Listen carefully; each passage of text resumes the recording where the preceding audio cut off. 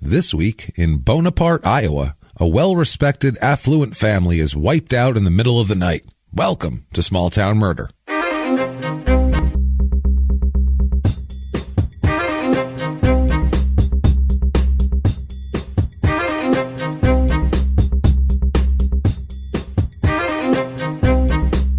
Hello, everybody, and welcome back to Small Town Murder. Yay!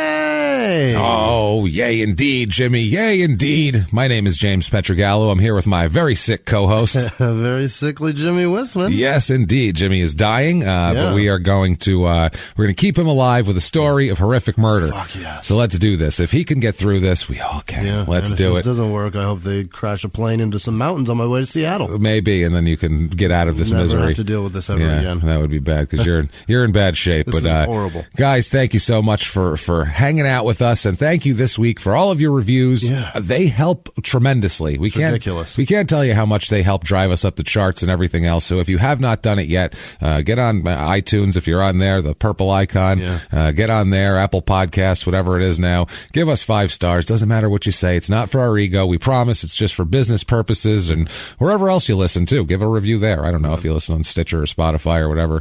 And if there's a review to do, please do it. It helps us out a lot.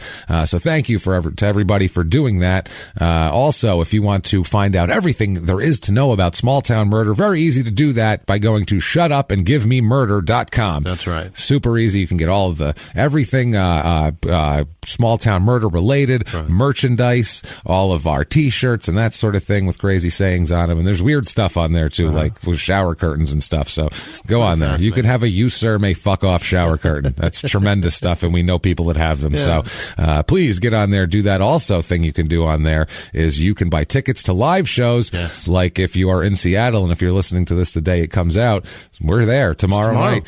Tomorrow at the Neptune. Your ass to the Neptune. January 25th of 2019. Yes.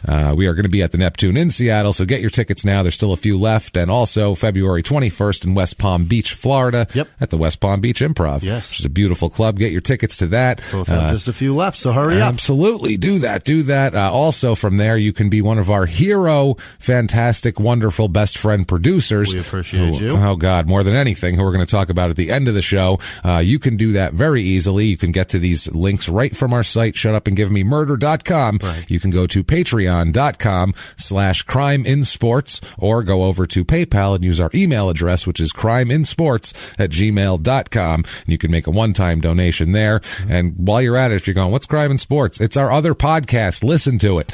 I don't know what you're doing. It came first. It birthed Small Town Murder. That's true. And you do not, if you're like, oh, it's sports. I like you guys, and you guys are fine, but I don't like sports. You don't have to like sports. No. It's really not about sports at all. It's just it's about idiots. It's about people criminals. like this show that happen to play sports. They just happen to play sports, and that's how we group them into a genre. Same with here. It's a small town. You know, go, I don't really like small towns. I'm kind of a city person. It doesn't matter. You like murder stories, don't you? So shut up and listen to Crime in Sports, please. Please. With that all said, we do have to do the disclaimer. Yeah. Have to get that over with. This is a comedy podcast. Yeah. Okay. All the story's real. All the facts, everything's real. We don't make things up for jokes. Yeah. Afraid so. Exactly.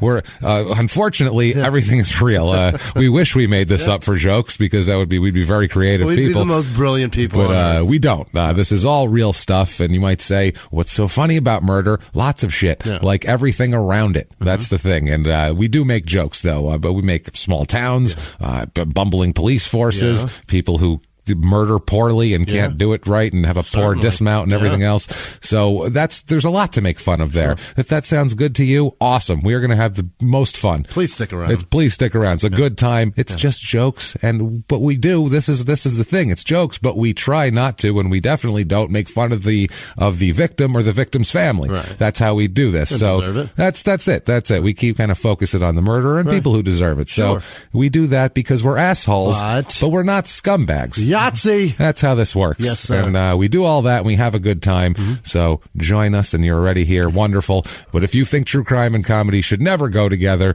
you should probably take off now. If you never want to joke, and take a hike. Yeah, sorry. Certainly. Go on. That's good. Real. It's a bad first date. Yeah. You know, sorry. We're mismatched. Right. It's I like all right. redheads. Sorry. It's okay. That's fine. But the rest of you, you're in the car. Yeah. We're on the way to the liquor store. Right. And you never know. If somebody accidentally sprays the little woman behind the counter's brains all over the Marlboros and the plastic vodka bottles, you're just as responsible now. You're involved, so no bitching afterwards. No doubt. Let's do this. Okay. Shout it from the rooftops and the cubicles. But don't get written up. Don't get written up if you're in a conservative office. Go into a bathroom and quietly mumble it into a balled up heap of toilet paper. Say it into your elbow like you just dabbed. That's it. Say, shut up and give me murder. Let's do it, baby. Okay. Let's go on a trip, Jimmy. Fantastic. What do you say? Let's do this. Okay. We're coming from North Carolina last week, where this is a depressing time. Wow. This is a depressing story. Those kids, that was very depressing. The kids really who got felt railroaded all week about them. That was terrible. It was for that long. That poor kid, and then when they got robbed afterwards, it's like, oh my God, you can't get a worse story. For 6 days straight. It's terrible. It's awful. I feel so shitty for them. I do. We feel terrible about that. And the area too was a very depressed, very everybody involved was very poor. They were burning shingles and tires for heat and shit like that. It was tough times. For romantic times. For romantic times. Start a fire. Use the old shingles. That's there's a Goodyear. And when it gets to put blazing, a Goodyear on there. Throw that Goodyear over there. It's better than a candle. Yeah. It's fuck, man. Very romantic. Step back for those steel belts. Oh, Jesus Christ. So this week, a little bit different. We're going to Iowa. Okay. We're going to Bonaparte, Iowa, like Napoleon Bonaparte, same spelling. It's in far southeast Iowa. Okay. It's way down in the southeast corner, Iowa. Yeah. It's very close to the Missouri and the Illinois borders. It's right there. Okay. You can go either way pretty quickly. There's an E on the end of this word? Bonaparte, okay. like the dictator, I guess. I was going to say dictator, leader. I don't know how you want to call it. Yeah, sort of. I mean, it's kind of a fucking idiot if you think about it. But, little guy. I mean, he did have an empire. Yeah. You have to have something to have an empire. I have no empire. Taken over pretty easily, though, wasn't it? Well, sort of. But he did a lot of fighting, and then he just started fucking up a lot. Right. And let's not get on. We have enough to talk about. Right. So this particular Bonaparte is 2.5 hours to Des Moines, Iowa. Oh. Very exciting. You can get over there. 3 hours, 15 minutes to St. Louis. Okay. It's over there. And 2 hours and 20 minutes to Norwalk, Iowa, which is episode 40 of Small Town Murder. Our last Iowa episode. It's taken us a while to get back to Iowa. And I have a couple lined up for Iowa in the pretty near future, too. Great. So it's like we're going to have feast and famine with Iowa over here. And so Iowa's an interesting state. We're going to have fun with it. A lot of corn. The murder is feast and famine? Feast and famine on the murder here, or the murder stories anyway that we're distributing. Yeah. It's in Van Buren County, named after Martin Van Buren, and zip code 52620, area code 319. It is 0.37 square miles, so it's a very small town in a rural area in the corner of Iowa. Motto here, and this is the most honest motto I've heard of a town, honestly, because normally they're promising more than they can deliver. It's the greatest place on earth, and it's, I like the ones that are just simple. Shitbag, Missouri. Yeah, something like that. This very honest. I feel like that's what they're going for. Okay. They're going to go, you know what? This is where honest people are. Get it. Motto, where dreams go to die. Yes. So, that's good. I think they're being, it's makes Iowa. me feel better. Yeah, it makes me feel better if I'm going there. No town motto at all. No town motto. Wow. No. There's, when you find out how many people here, you're going to go, oh, that's why. We're lucky they pitched in for a website. 0.037 or 0.37? 0.37. Okay. So it's a third of a mile, third of a square mile. That's tiny. It's a tiny town. That's like 7 houses. Pretty much. Well, they cram them in there, but it's a lot outside of that. All around it is rural areas. That's the town proper, and then there's the rural areas of shit that's incorporated with it. A property we're going to talk about this week is on 445 acres. Holy shit! So it's super rural around here. It is middle of nowhere, Iowa. That would be amazing. Yeah, it's the way you hear the life. Okay. But we'll talk about this first. Van Buren County was formed in 1836. It was a part of the Wisconsin Territory at that point, and it was split off from Des Moines County, which I guess, Des Moines, that's where they got that from. Named for Martin Van Buren, who was a president, obviously. It became a part of the Iowa Territory later on, when the Iowa Territory was organized in 1838. It was originally named Meeks Mills, in the Wisconsin Territory. It was, I like that. Meeks Mills, yeah, and it's for a couple of rapper. It's a couple of brothers here. Plural rappers. Yeah, plural rappers. Many. Yeah. Many of them. Meeks of the Mills family. Just a whole, just superimposed, photoshopped.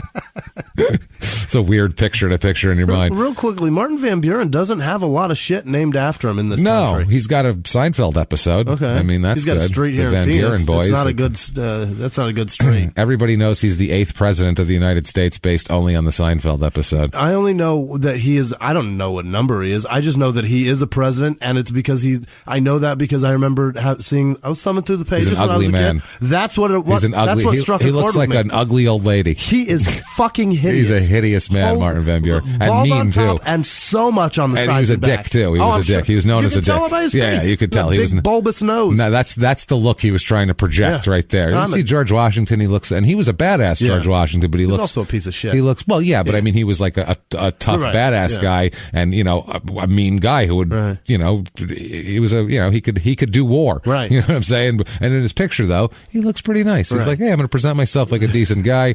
I know I'm a badass. Whereas Martin Van Buren's like, I'll eat your children's kidneys. And you're like, this is weird. The only war he's playing, though, is like the card game, because he is so fat and dumpy. Yeah, I don't know how he won. I mean, he won the presidency simply by his face. They're like, we can't not vote for him. Shit, they didn't even know what he looked like back then. You think so? Fuck no. They'd just be, back then there was very little information disseminated. They saw the van and they were like, oh, he is royalty. Yeah, look at him, man. Oh, he's got a van. He's got 2 names. Look at that. So the mills here, the river, there's a big river. The Des Moines River is here. That's the town is founded on that. And that was a big part of the development, obviously. We always see water breeds towns.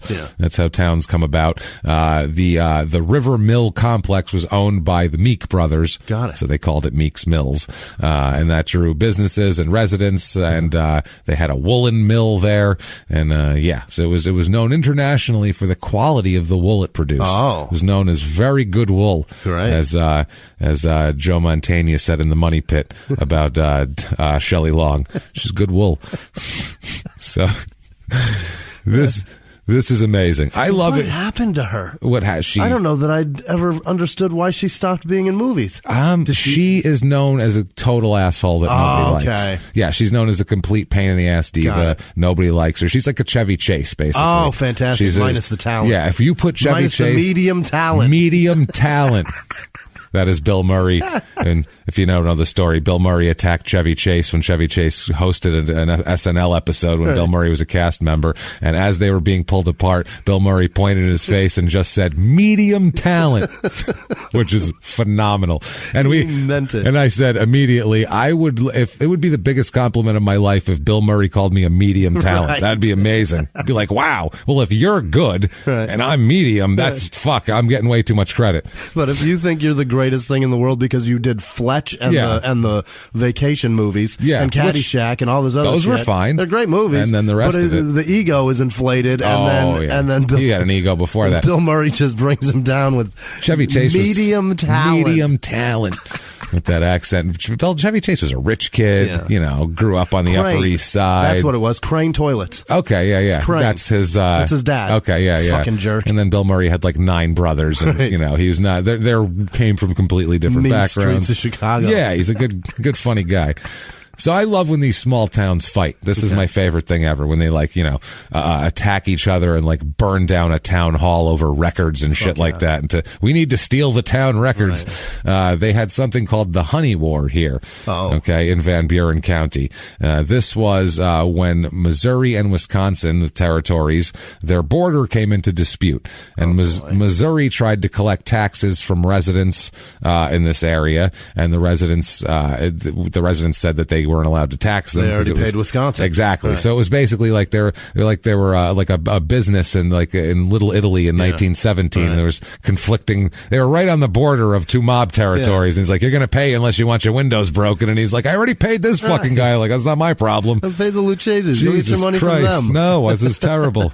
The Gambino. No, well, Jesus. The difference is it's Wisconsin versus Missouri. Well, I'm not as scared of them as I am John Gotti. No, I'd be scared of these residents, though, as we'll talk about in a second. Well, tax agents from Missouri tried to collect taxes in what's now Van Buren County and Davis County. Yeah. And the Iowa residents carrying, this is amazing, this is where this came from, literally carrying pitchforks. Yes. A bunch of farmers with fucking pitchforks and torches, literally an angry mob from a cartoon, chased away the tax collectors. Awesome. Because if a bunch of farmers are coming at you with pitchforks and torches, you run. You run. That's my favorite scene in Oh Brother Where Art Thou, when they're walking up the street. Yeah. And they're like, is this so-and-so's farm? And he's like, who are you? And then the little boy's got a fucking rifle. Yeah. And they're like, we're here to see, I'm your daddy's cousin. He's like, I nicked the census man. And they're like, that's a good boy. That's exactly right. So it's literally a scene of an angry mob of pitchfork wielding farmers. Fantastic. In overalls, murder pants abound. This shit is crazy. Chased away the tax collectors, and then the tax collectors chopped down 3 honeybee trees to collect the honey for partial payment. This is what we're talking. This'll do. We'll take their honey. Yeah. So that's they don't do that now. This'll do for now. They don't. If you owe money, nobody comes over and looks in your fridge. Right. And it's like, what do you got there? What do you got? Cream cheese. What do you got? A half pound of ham? I'll take that. I like sandwiches. Like cheese is expensive. Cheese is a fucking expensive. Pound of it. Fuck it. What do you got? Goat cheese? That's really expensive. So this Missouri governor, Lilburn Boggs, sent 11 mounted members of the 14th Division of the Missouri State Militia under Major David Wilcock to the disputed border to protect the tax collectors from these people. This has turned into like a military standoff here, for a militia standoff back then. But this general wasn't going to kill people over this. He basically said, "You guys need to figure this out." Like to the governors and Congress and everybody, they said, "I don't know. We're not going to fucking kill a bunch of farmers because they didn't pay you taxes." We brought peanut butter and bread for those honey sandwiches. You don't like how much honey their trees produce. Like, sorry, we're not doing this here. So an Iowa mob ended up capturing the sheriff of Clark County, Missouri, and incarcerated him in the jail in Muscatine, Iowa. Incarcerated the sheriff? The sheriff of Clark County, Missouri, for trying to protect tax collectors. They kidnapped this guy, or arrested him is the way they put it, captured him. The Iowa militia was also the Iowa territory governor tried to get them to stop and everything like that. The authorization for a total payment of $46 to the Missouri militia was for 7 days active service. By the way, that's how much money. That's what they made a week. That's what these guys made a week here. $46. Absolutely. So then the sheriff of Van Buren County was arrested, and he was jailed. And he, Jesus Christ, and he's jailed by Missourians. Yeah. The Missouri people were charged with stealing honey from bee trees. They charged them with a crime from the honey thing. So it's very punitive back and forth. Honey theft. It's honey theft. And each governor sent troops back and forth, and nobody would fight over it. Yeah. It's pretty interesting, though. But according to one of the descriptions from back in the day, quote, in the ranks were to be found men armed with blunderbusses. Yep. What the fuck is that? That's that big gun. It's like a pirate gun. Like an Elmer Fudd gun? Yeah. Cool. With like fucking mushroom tip at the front. With like a phonograph speaker coming out of the top. Right. Okay. Yeah, nice. It played music and shit. Oh, yeah. Daffy Duck will tie one of those bitches right up, and you can't shoot it then. It explodes, and your face turns black. Right. It's super messed up. Men armed with blunderbusses, flintlocks, and quaint old ancestral swords that had probably adorned the walls for many generations. They were going to fight with the swords off the wall. They didn't care. Whatever they could get. Yeah. They didn't give a shit. One private carried a plow coulter over his shoulder by means of a log chain, and another had an old-fashioned sausage stuffer for a weapon.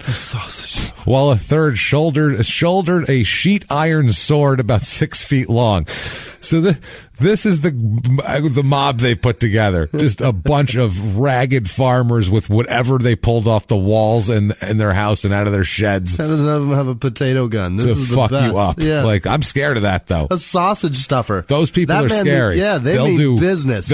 I just need a weapon. Yeah. Whatever I have will do. It's not like I don't have a good gun. Well, I'm not going. It's like, I'll get a piece of what's on my wall. Shit, I'll grab that. My granddaddy gave me this sword. Wow. I'll just grab some metal off the ground and try to slice somebody with it. Fucking great. Yeah, man. So they surveyed lots in 1841, and that's when they changed the name of the town to Bonaparte. Another town site was called Napoleon across the river, which is, they never developed it, though. They just called that's going to be Napoleon, and this is going to be Bonaparte on the other side of the river. William Meek, one of the brothers, was a big admirer of Napoleon, and he was the one that named everything here. So, yeah, the first dam was constructed in the river there for use of the mills around there in 1846. They had a huge stonemasonry lock and a dam for the whole deal, and that's when they really thought that things were going to go well. And then the entire town flooded in 1851, as these Midwestern towns just constantly flood. Yeah. And then all these projects fell through because of these floods, and money and supplies were transferred to railroad companies so they could build railroads so they could get places, but they took it away from the water shit. But anyway, the railroad was good. Obviously, then they could manufacture shit and take things away. Bonaparte continued to grow through the 1800s. They had a population of almost 1,000 people near the turn of the century. So outstanding. Not too bad. Yeah. And then June 3rd, 1903, the biggest flood ever known in the history of the Des Moines River occurred after a week of rain. This Perfect. It's 1903 every time, I swear to God. Between 1900 and 1915, 90% of America was either flooded out or burned to the ground. I swear to God. It's always a fire or a flood. The dam they built in 1872 was completely washed away. And then in 1905, there was another severe flood when 16 inches of rain fell in 3 hours. Holy shit. It doesn't even seem possible. That seems like sheets. That would have to be just water. Pouring. Solid water out, not even drops. Just walls of water. That's fucking crazy. But the railroad bridge and the wagon bridge were both washed out. So that also destroyed dams and 14 buildings on Main Street. And also they had a huge fire that year, too, later on. It flooded and burned. As soon as it dries out. This is a small town murder, whatever it's called for the double. This is perfect. This is the daily double. I was going to say the daily double of this. Now, after that, within a 5-year period, the population dropped from 969 people to 643 people.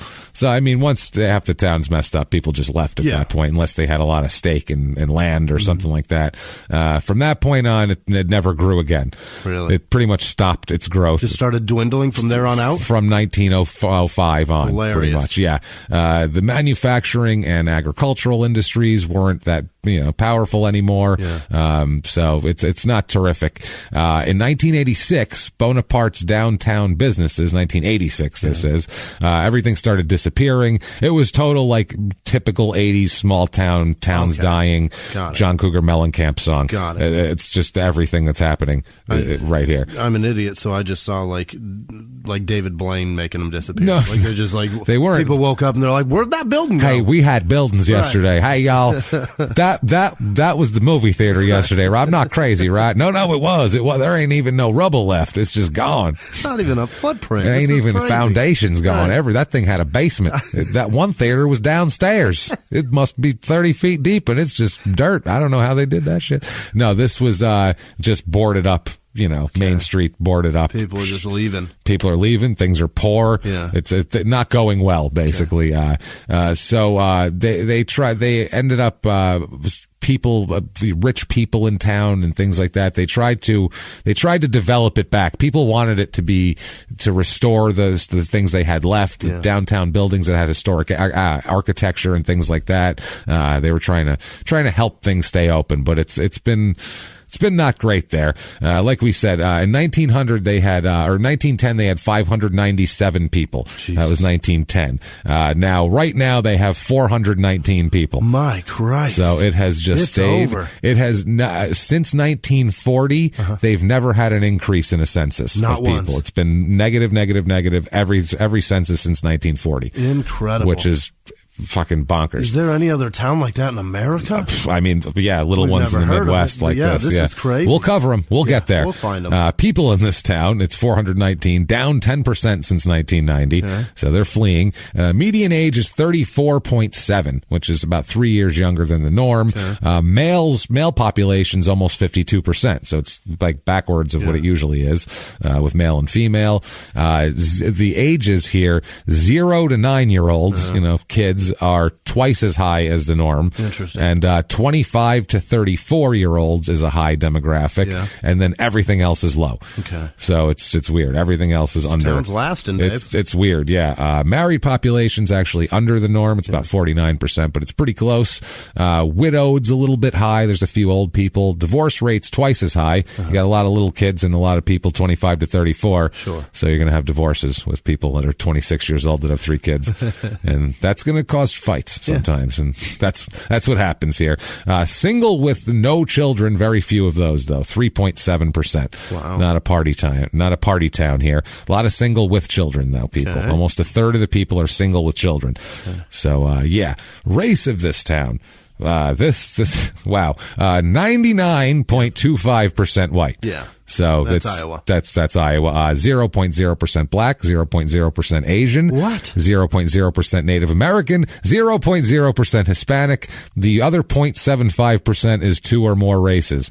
So they have like 8 people who are like part something, that is but amazing, also white, but insanely white, but also super white. So it's basically 100% white. It's 100% white, and on the stat here it says 100% non-Hispanic.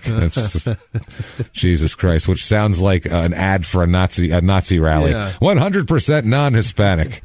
Jesus Christ.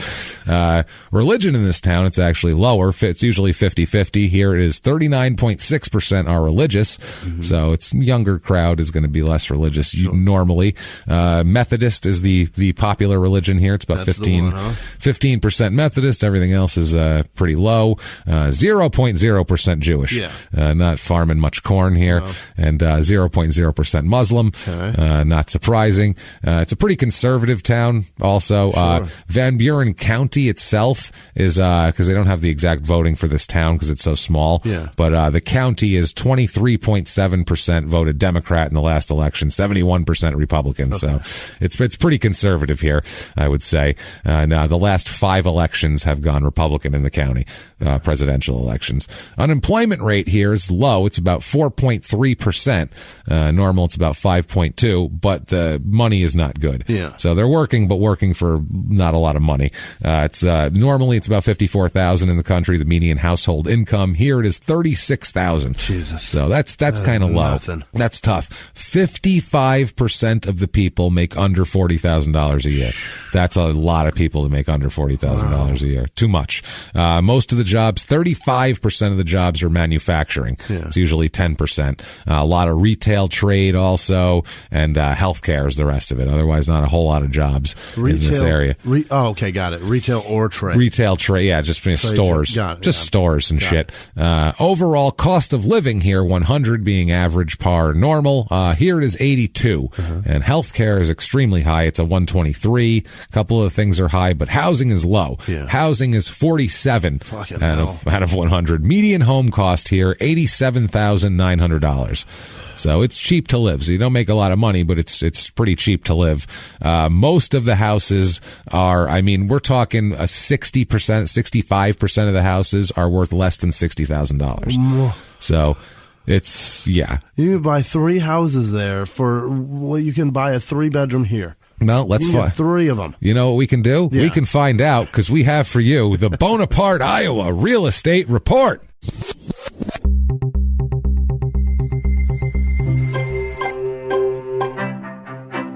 Your average 2-bedroom rental here goes for $780. So that seems high for seems like, what's about the fucking $1,200 is the average. But I found 3-bedroom, 2-bath, 900 square foot house. Yeah. It's pretty decent on the inside. It's nice yard and things like that. $76,500. So reasonably priced. I found another house here, 4-bedroom, 2.5 bath, 3,300 square feet. Yeah. Lots of room and everything. anything. It needs updating. I mean, it's looks like someone decorated it in 1991 in Iowa. So you need to do something to it. But $94,100. My Christ. It's a big house for that. That's a deal. And wait till you hear this one: 8-bedroom, 2-bath, which is weird. 4,300 square feet. It needs work. There's a lot of wallpaper here that is not good. Lots of steam. It hasn't been decorated since 1983. It looks like is when they did the kitchen and all that kind of shit. $119,114 though. So for a 4,300 square foot house, is that like the Brady Bunch house? That's smaller. That's half the size of that. The Brady Bunch house. Was it small? Yeah, it's 25. Well, not small, but compared to this one, it's sold for $90,000 in January of 2018. Wow, this big house. So if you bought it then, you got $30,000 equity. You got something. You're crushing it. You're crushing, babe. But things to do. Very important here. They have the Bonaparte Fall Festival. That is all they do here. It's part of the Scenic Drive Festival, and they have fall citywide yard sales are part of the festival. Part of your festival is yard sales? No. Are you out of your fucking mind? No. That's not a festival. No, it's a flea market. Clean your basement out and sell your shit in your lawn, and that's a festival? No, that's... Do that shit on a random Saturday and let's have some fun. If you left it out there and went inside, it would just look like you're all white trash. Right. That's all it is here. Inflatables fun for the kids. I don't know what that means. Bouncy houses, I guess. Just put bounce house on there. Vendors, jukebox, I can't even say it. Jukebox Vittles Food Wagon. Jukebox Vittles. That's the name of it. With corn dogs, funnel cakes, etc. Who's eating at that fucking thing? People from Iowa. Vittles. These people. If it's called Vittles, get the fuck away from me. I don't want it. Crime rate in this town. What we're interested in, damn it. Property crime here is about 20% high. Yeah. It's a little high for a small town like this. Violent crime, murder, rape, robbery, and of course assault, the Mount Rushmore of crime, is 25% high. It's pretty high here for a small town, but that could be last year. 2 extra things happened. When you also know who did it. That's the thing. When you're dealing with less than 500 people in a town, any stats we give you are, I mean, it's hard to get an accurate reading on what it is because there's not enough of a group to even focus on it. You can't pinpoint shit here. But let's talk about a murder that happened in this town. This is interesting here. Let's talk about a family first. Okay. Let's talk about a nice family. Yeah. Why don't we? Let's talk about first Michael and Sandra Bentler. Yeah. They're a couple. They're married. They're married for years. They have a nice family. They live in Iowa. They're very white, as you might imagine. 0.0% anything else here. But they're very successful. Okay. They have a nice businesses. They own their own business. They have a very successful lumber yard and a grain elevator business, which I got to admit, I'm a little jealous here because since I was a little boy, just a little boy, I'd sit in my bed in New York at night and I would watch like a Yankee game, and other kids were dreaming about being Don Mattingly. They were dreaming about being, Lawrence Taylor, things like that. I sat there and I said, you know what I want? I just wish I had my own grain elevator business because I see all this grain everywhere, and I'm like, where's it going? So someone needs to put it on a different floor from where it is now. Somebody's got to get it to the top of that silo. And I need to be the guy to do it, I think, because I don't think anyone else could do it like me. And it never came true. I'll be honest with you. I ended up doing this, and this is fine. Yeah. It's good. It's a living, and it's, it's okay. It's sort of a passion and everything. Get to hang out with you and would have been a nice sales pitch, though. By the time you figure out how to pronounce my name, I'll have all that grain elevator. Top floor, baby. Right. But I look at this, though, and I'm like, I think about it now, and I'm like, this would be so much better if we did this show, but in the background, faintly outside, you'd hear a grain elevator rising to the top floor. I feel like I'd feel more fulfilled. And anybody complained about it, but that's my fucking grain elevator. I got a business to run. Listen here, people will be like, oh, okay. I got bills to pay. That sounds important, I guess. I don't know, because no one knows what that is and why. Grain elevator. Hilarious. It's amazing. So 1987, they're so successful. We'll talk about their family in a moment here. But in 87, they're so successful. They have 445 acres of property. That's their that's their property. And that's a lot of property, by the way. 445 acres. That's a neighborhood. That's a gated community. Oh, a huge one, too. That just goes on forever. God. I mean, those are like like a big gated community. There's like, quarter-acre lots and shit. Like, so think about that. So 445, it's like 1,600 houses in a gated community. That's a lot. That's a huge area. Plop that house right in the center of all that shit. That's what they do. They run out a fucking trot line and a fence. You know it. They build a 4,000 square foot home here, 4,000 square foot home that overlooks the Des Moines River. Yeah. It's on a bluff and everything. It's up on a hill, and I mean, they're not fucking around. This is as good as they could do. It's a 5-bedroom, 3-bathroom, 2-car garage, and pool and hot tub, and all the amenities you could want if you're a successful 1987 person. I'm sure Coke mirrors everywhere. Sure. Just in the like a dresser, so you could really chop it up well. Let's get that little plastic case on. We have no proof any of these people did drugs. They seem like very upstanding people that were not doing hard drugs at all. But I mean, it's a big, beautiful house. Everybody says it's like a Norman Rockwell painting. It's like, this is, middle America dream of like this big house on your property and your own business and all this type of shit, nice though. And they've updated it over the years too. They kept it going. They put in stainless steel and granite. They're very much into the house. Basically he built it. Michael oversaw the building of the house and the planning of the house, and was all about details, and wanted his family, and Sandra too, wanted their family to have a nice house. And so they really, really go off on this goddamn house. They have 4 kids here. Now, Michael has other children from a previous marriage. He has a child from a previous marriage. So he has more than 4? He has more than 4. He has a son from a previous marriage. But I'm so sorry. Sandra has a son from a previous. Did I say Michael? Yeah. I'm sitting here going, I'm picturing a woman and saying Michael. Sandra, the mother, she has a son from a previous marriage. She has 5 kids. She has 5 kids, but then there's 4 kids total in the house that live here. Got it. Firstborn is the oldest, named Sean, with a W, with an H and a W, not the scene variety. So Sean is the oldest, and then they have 3 daughters after that. All daughters for the rest. They have Sheena, Shelby, and Shane. Oh, Jesus. Are the daughters.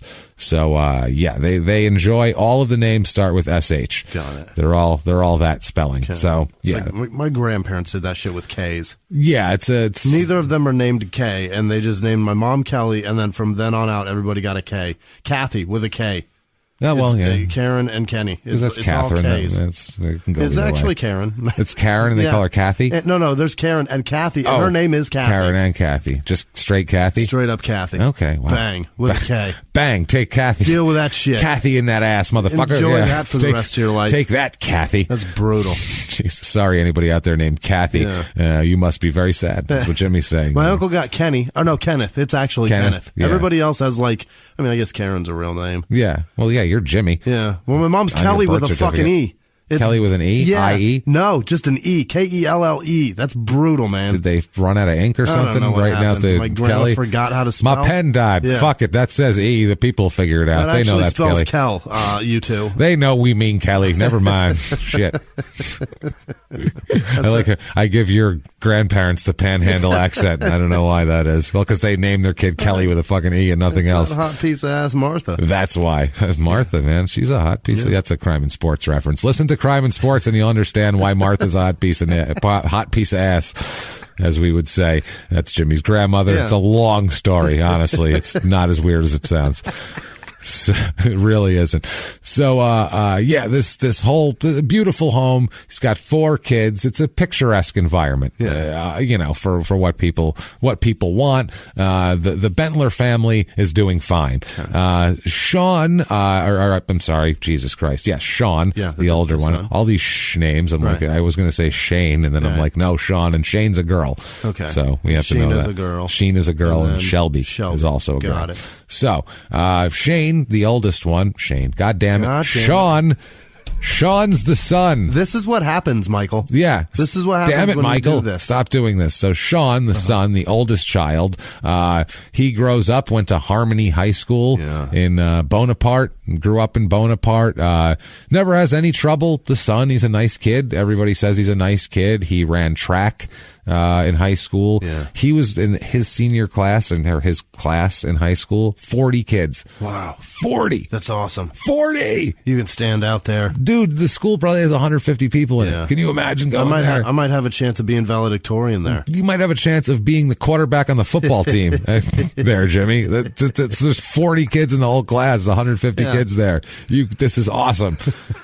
I went to a high school with 2,500 kids. We had 2,000. It was a lot of kids. 2,000 kids. It was a lot of kids. That's about seems to limit the stuff into one building before we'll riot. We don't want to get any more of that, any more than that together. They'll take over this place. They could burn this place to the ground and overrun us. Basically, it's like a jail. It's the same thing. It's overcrowding limits. Certainly. We can only control this many of them on one property. So but they had 30 kids in a class. Oh, God, 34, 32. Oh, shit, I think my biggest class I had 36 in a class. I remember. That's a lot of fucking kids. That's a lot to herd. Too many. I remember kids, we didn't have enough chairs in certain classes, and kids would sit on the heaters on the side of the class, by the windows. Yeah. I was like, this is not okay. We had just, ledges where there was, cubby things. And sit on the ledges. Wonder why most of us aren't going to be successful. Weird, right? That's strange. Isn't this odd? Strange thing. And then they go, we're doing great. And to map out your high school career, go see a person that doesn't know you and knows about you. Or give two shits about you. Or care about you, If there's 40 kids in your class, the guy does know you. He's probably had dinner at your house. He's probably knows you well. He was probably there when you were born. Right. I feel like this is crazy. It was 400 people. He almost fucked your mom if your dad this close. In there. Yeah. This close. He probably might have. He took her to some harvest dance back in the 12th grade or something. He felt her up a little bit, but it didn't work out. There's conflicting stories about how far it went. You know what I'm saying? There was a Ferris wheel involved and a funnel cake. It's very creepy. Now every 4th of July, they don't even make eye contact. Nope. It's very weird. Whatever the fuck they do at the festival there, the Bonaparte festival, they attended yard sales. He doesn't come by buying anything at their yard sale. No, definitely not. It's just bitter memories. That's all he'd be buying at that yard sale.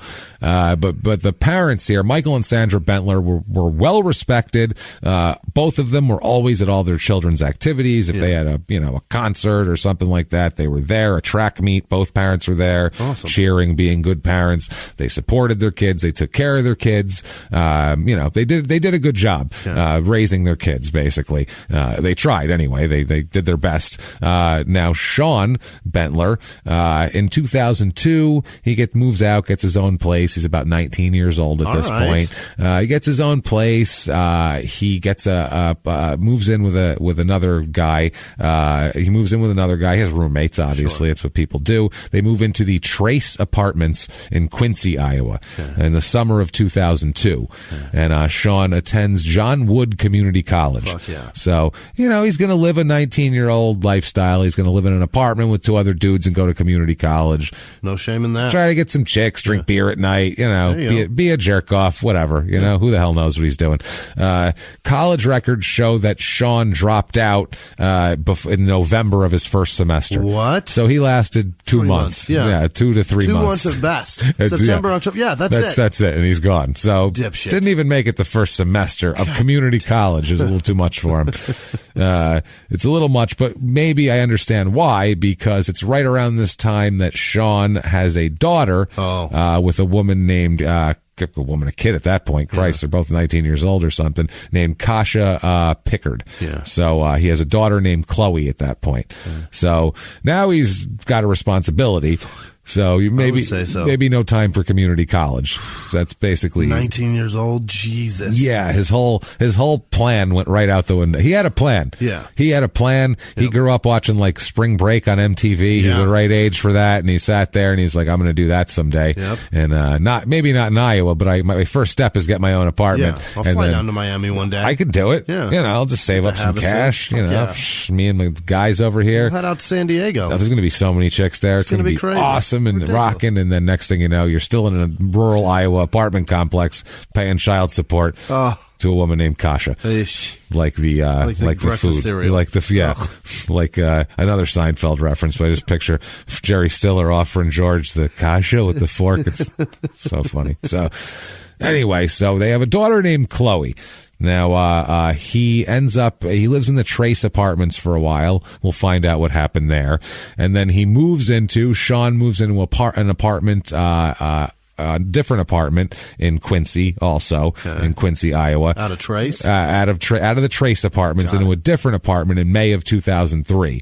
So not quite a year he lives in at the Trace apartments here. And he lives there for a couple of months with a guy named Nathan Allen there. Now, it turns out, and he moves in May of 2003. By August, Sean Bentler is asked to leave by Allen. What? He's asked to leave by August because he wasn't paying rent. So that's a reason to evict somebody. He's like, we're supposed to be roommates and I'm paying the rent. Also, he found a weed pipe in the apartment, which, I mean, loosen the fuck up, dude. It's 2003. He's got a weed pipe. Oh, he's got a weed pipe. This smells like marijuana. Holy shit, he's got a weed pipe. What in 2004? 2003. Jesus, relax, man. Jesus Christ. Good Christ. And the guy even says, quote, he didn't smoke pot in the apartment, but he did have paraphernalia. That's one of the reasons I had to make him leave. He never smoked it up there in his room. What he did on his own time was his business. Yeah, so why are you throwing him out? Well, he didn't pay rent, too. Also, you say paraphernalia, I already know that you're a fucking nerd. Yeah, Just say pipe, yeah. dipshit. He had a bowl up in his room, damn it. He packed it up at night. No, but paraphernalia. What he did on his own time was his business, but I feel like that would have been the case if he paid rent. Right. That's the problem. Yeah. It's more of like, you don't pay rent and you seem to smoke weed, but you don't pay rent though. Right. Like you don't have money for rent, but you have money for this shit? Yeah, exactly. So it's one of those things. So, he ends up asking him to leave, but he didn't say he was a piece of shit or anything. He just said he was bad at paying rent. Okay. Was the problem. While Sean lived in this apartment, he was employed at Home Depot at the time. So he worked at Home Depot, which for a 20-year-old guy, it's not a bad job. It's stable. They pay decent wages, actually, always decent hourly wage, and they always have benefits. Yeah. So if you're a young father who's 20 years old and have nothing to offer the world in terms of skills or education, you're doing it. It's not a bad job to get. So good, and it's Iowa too. So you're everybody's needing whatever you've got there. Plus, rural Iowa, your options are kind of limited. Walmart. There's not it's not a full plethora of a smorgasbord of employment to choose from. At least you're working with the one with the cool NASCAR. That's cool. Yeah, it's the orange one, man. Tony Stewart wins. Oh baby, and he had a girlfriend at this time also. So I mean, he's got a job, an apartment, and a girlfriend. So for a few months there, it looks like on the up and up. Promising as fuck. He's doing fine. I mean, I'm sure his parents are like, Jesus Christ, we wish he'd be doing better.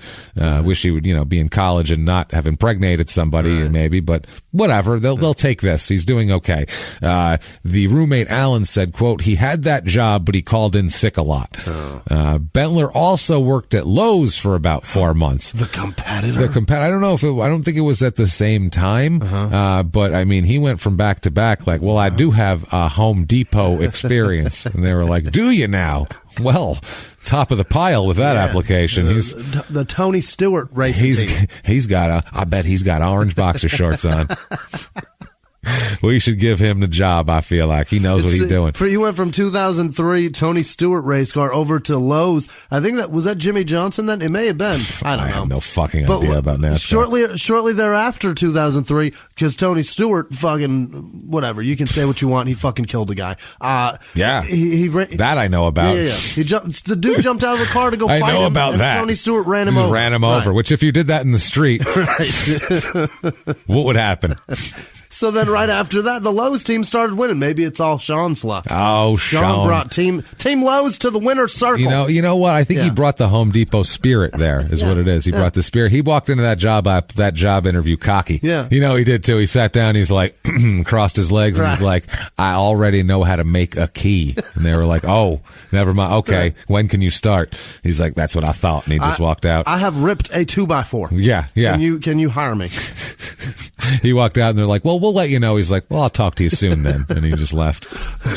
And they watch him walk out that little door, the one that slides open on its own. Yeah. At Home Depot, I think you got to push them open. Are they? In Iowa. In Iowa, yeah. In Iowa, you got to push the door. Yeah. But in Lowe's, the door opens by itself. And as soon as they close, he's like, Bill, come here. That boy. He knows it. He knows how to rip 2x4s. Oh, we're gonna have and to. I don't want to inflate your ego about what you're going to have the new employee makes keys. He knows knows it. First day, in and out, up and down. Day one, knows him. We put him on the key cutter. He's whipping up keys like nobody's business, boy. Day one, put him on the quicksand. We ain't even got to train him, boy. We got the same damn system as Home Depot do. We just put him on there. Boom, day one, baby. Done. You know how? But Cletus is terrible at that shit. He makes fucked up ass keys. People come in out complaining, saying they can't get into goddamn houses. They keep coming back. Come on now, we're bringing this guy in here. So yeah. Now, while working at Lowe's in Quincy, worked there for about 4 months. A fellow employee there described him as quiet. Sean Bentler, he said, quote, he was always very well dressed when he came to work. Your kind of guy. So yeah, he's quiet and well dressed. Yeah, good for you. Good. Stay in the corner. My life. Mind your own goddamn business. Sounds like a good guy. So I got paraphernalia. Can you come outside with me? Yeah. So his one friend here, Gratz is his last name. He says that at this point, Sean Bentler moved to Mount Pleasant, Iowa. This is in 2003, and this is to work for his father. So now Sean is going to work for his father Michael's business. Elevating that grain. He's elevating some grain. This is actually this is the lumber business, is what he's doing here. And they said that Sean made good money this time. He would help him. I guess they said he would help him with whatever shit they did for houses, because they would like build. He was like a builder too. His dad. He did lumber, and he would actually cut the lumber and then build houses with it. And he's the boss's son, so he can get a better rate than everybody else is going to get. That's the thing. Great money. Yeah, so he was helping his dad with that. He was, I guess, he was learning the ropes basically of how to be the main guy of a construction / lumber / grain elevating outfit. You keep elevating like that, you're going to own this, boy. Son, let me tell you something. You're a natural. Yeah. It's in your genetics to raise grain up an elevator, because I thought I was good at it, but you could be better. Is what I'm saying. You could be like the Peyton to my Archie. Right. So don't cry, boy. Do you like Eli better? You like Eli? Come on. So he's good too. It's all right. He was good at one point for about 5 minutes. For about a 5-minute period in a Super Bowl. Twice. So twice. In the same, So he picked good times to do it, but you know. So he ended up this lasted from 2003 into early 2005. Mm-hmm. This is this job here. For some reason, he leaves the job with his dad. We're not sure why. His friend said he made good money at that point and he was doing well, and comes back and ends up moving back to Quincy in early 2005 and living with this Gratz guy and another guy in an apartment. And at this point also he had a bunch of traffic violations and all that sort of shit. You know, he was just kind of being a jerk off. Sure. A little he's bit 20, here and there. Right? Yeah. He's 20. At this point he's like 22. Right. But he's got issues that 22-year-old kids have. He's a community college dropout. Yeah, what do we expect? He's trying to do that. He's doing his best. And his friend, the roommate Gratz here, he says that he doesn't have any idea why Sean moved back to Quincy. Okay. He said he doesn't understand it. I guess at this point his father had like expanded his business. He had several lumber businesses, and he had an empire. His dad was doing really well. His friend said that Sean didn't seem to have any of he wasn't motivated like his dad, and he didn't have any of the business savvy like his dad. He was just kind of the genetic pool thinned a bit in that end is one of those things. Also, he's a 22-year-old who smokes weed. Give him a little bit. That's the thing. You give him time, but also it's a lot of times it's just the way it is. I mean, to have that sort of thing and have all these businesses, you have to have a certain drive that pushes you to go do things every day and really break your balls. And not everybody has that. And it's just the way it is. And a lot of times too, if you're raised kind of, in a nice environment and have everything easy for you. Archie Manning does have 3 sons. Yeah, there you go. One of them does not play in the NFL. No, I think he's nor a coach. Did he ever. I think he's small though. That's why. No, I think he's bigger than the other two. He's just a fucking giant meathead. His problem. Jesus Christ, he should be embarrassed. He did really well in some business, but it's because his last name is fucking Manning. He should be embarrassed if he's a Manning and he hasn't. No, embarrassed. Embarrassed. I don't even want to hear it. He is their Sean. So he is. He's their Sean. So his friend here, the Gratz guy, his roommate said, quote, I do know that he felt he had a lot to measure up against when it came to his family. Okay. So he did feel pressure from his family as just to live up to what they expect. And, they do well. And he wants to be like that also. May of 2006, Sean is arrested in Quincy for possession of drug paraphernalia. It was a weed pipe. Goddamn pipe. He had a pipe. So this pipe has gotten him in way too much trouble. Yeah. He really needs to just learn how to roll a fucking joint or a blunt or something, or flick that shit out the window. Get rid of it when it's done, and smoke it down and then toss it. Don't even keep the roaches. Put it out in some water and eat it. Yeah, that's do your thing, man, because this pipe is getting you. You're having problems here. But he's trying to make it last, Jimmy. That's what he's got to parse it out in little bits. I understand where he's coming from. We've all been there. Yeah. We've all been there. Plus, this is also 2006. This is before, places had dispensaries and shit like that. If he runs out, he's in the middle of Iowa, he can scrape the bowl. That's true. And he's going to smoke some resin ball. Hey, you know what? You can be mildly stoned and have a headache for an hour. It's better than nothing, I guess, if you're in the middle of Iowa and you work at Lowe's. Sober. Better than sober in Iowa. So he's arrested for that in May, and then September 19th he has a court date and he misses the court appearance. So he blows off a court appearance for the charge, which that you can't do. No. Can't do that. At this point, or around this time, from after May of 2006, around the time of the big bull bust that he had, that cop must have been proud of himself. I got it, everybody, calling it in on the radio. It's a big one. Right. He's a trafficker.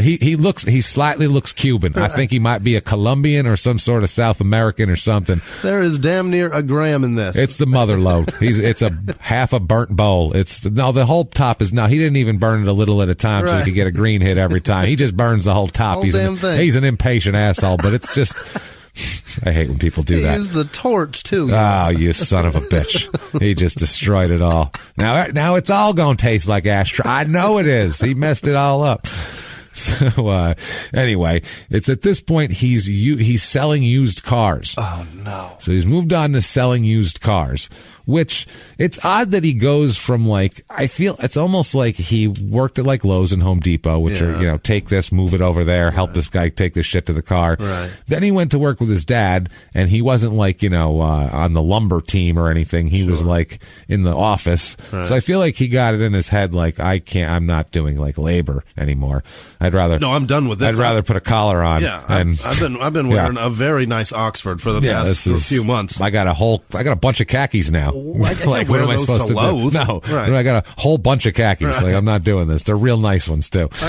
These aren't even Dockers. Not even. No. They're nice. These are nice. I didn't go to fucking J.C. Penney on this. I went to Macy's. It's a totally different deal. There was a fucking lady with a measure and everything. Oh, I got measured. Yeah, pinching she knows my dick seam right around right to my ankle. That's it. She knows the width of my taint. Right. So seen my welt. Jesus Christ. He's selling.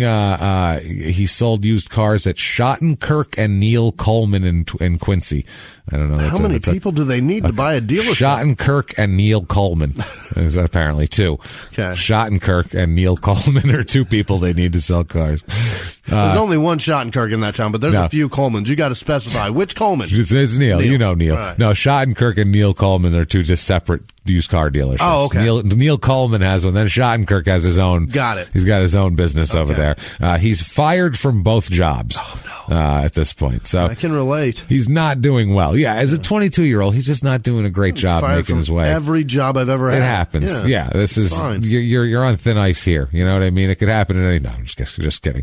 We're going to fire each other. I fully expect it. This job, the job that I work, I got fired from it too. The normal job. Yeah, your day job. Yeah, we got it back though, but that was you temporarily fired. Whatever. It was for some. Yeah, that's what happens. Who knows about tomorrow? Who knows? That's what I mean. Jesus Christ. This is nice because we can't be fired from this. This is true. We do this. So you can't fire us. We'll still keep making it. I'll do it. I don't care if no one listens. I'll show up. I'll do it on spite. Punch this fucking clock. On fucking spite, I'll make this show and put it out with you. Me and you will do the shit on spite and put it out if people don't want it. I don't care. You don't like it? Well, here it is. It is again. That's right. Yeah, guess what? It's Thursday. Again. Here it comes. Oh, bend over and open up, bitches, because here it comes. Small town murder. Right up the old poop chute. Here it comes, guys. Let's get it on. So, anyway, he told while he was trying to plea for his job with Neil Coleman. You know, Neil's a taskmaster. When Neil fires you, you stay fired. That's actually the town motto of Bonaparte. When Neil Coleman fires you, you stay fired. He tells old Neil here that his father died of a heart attack. So that's why he's been so loopy. Oh my God. He goes, my dad's dead. He had a heart attack. And they go, we don't care. You're fired. And his dad is not dead of a heart attack. Michael is fine. He has not had a heart attack. Thank God. He's 100% fine. He used that as an excuse of why he was a shitty employee. His dad's dead. My dad died, so my head hasn't been in the game, and I don't show up sometimes, and I smell like weed most of the time. Sounds like he showed up to my complete dad's for his dead. job high as fuck. He Probably did. I'm sure he did. Well, you got to when you plead for a job. What are you going to go in there sober and be all? You got to be like, listen, man. I don't know. You got to be kind of chill about it. It takes them taking a stand and standing their ground. It makes it a little easier to digest. Yeah, when you got a head full of weed. That's probably. I would think so. With the no is going to be easier. Why he was fired here. Apparently, he was fired in late September at work. They just told him you have to go home now because a fellow Neil Coleman employee saw Sean drinking in a bar while he was supposed to. I guess he was supposed to be working too, but that wasn't the problem. That wasn't the issue. Apparently, this employee offered condolences about his dad. Because apparently they were like, listen, you got to straighten up. And he's like, look, my dad just died, and they were like, oh shit, we're sorry. That's understandable.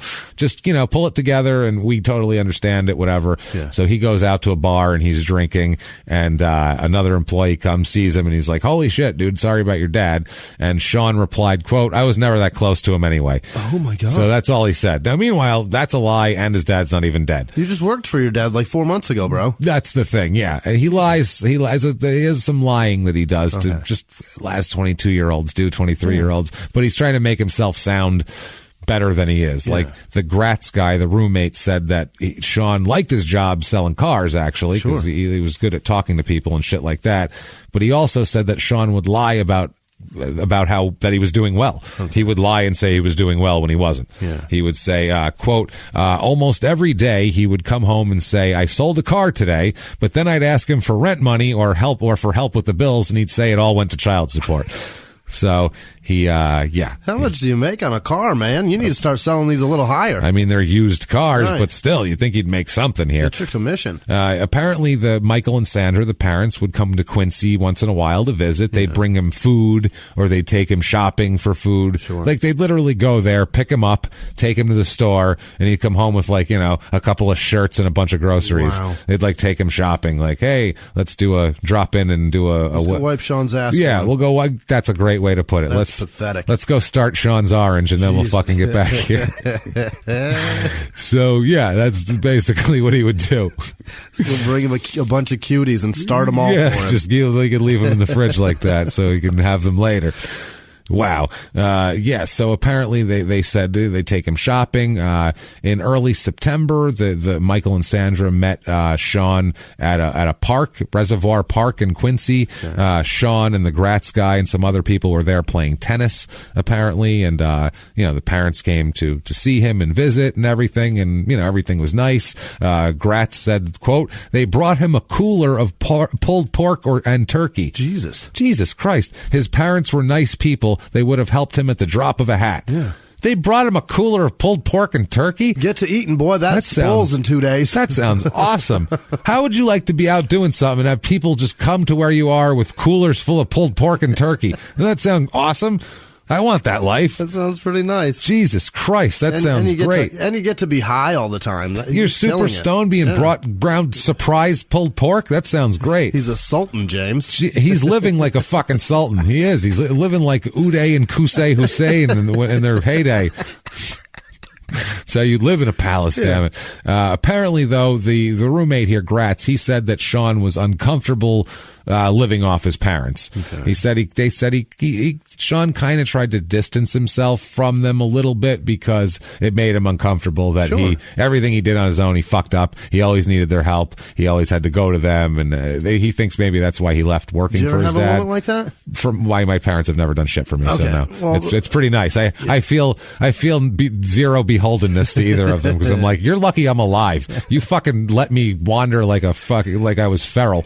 Are you kidding me? me? I bought a house when I was Lucky 23. I'm here. And the fourth month I was in it, I had an abscess in my throat. And I had to go to the doctor. I woke up in the middle of the night because it fell over and I couldn't breathe. It fell over my... It was huge. You've told me about it. That's awful. So then I went to the doctor, had it cut out or whatever, and then my mother picked me up, and then the numbness wore off while I'm in line waiting on my prescription. Yeah. Then I'm 23 standing there with my mother, and I just started bawling like a bitch. I couldn't take it. I was like, this is what I'm reduced to. I'm an adult and bought a house. Yeah. I can't take care of myself. I need my fucking mother standing here. And I'm in pain, and I just cried. But you had other things together. I feel like he had all of that, plus then he'd say, can you buy me some pulled pork and turkey also? Because you probably had pulled pork at home. I could have if I wanted it. Whatever food you wanted, you could have had. Whereas it's just everything with him. It's not just emotional support. That's like a tough moment you were in. Oh, where it's brutal. And you're young too, so you don't know. I felt like such a failure. I'm like, I can do everything in life except take care of this disgusting body. Well, it happens. We still feel like that. I still feel like that. I still feel like a mess today, sometimes. So what's going on? Yeah,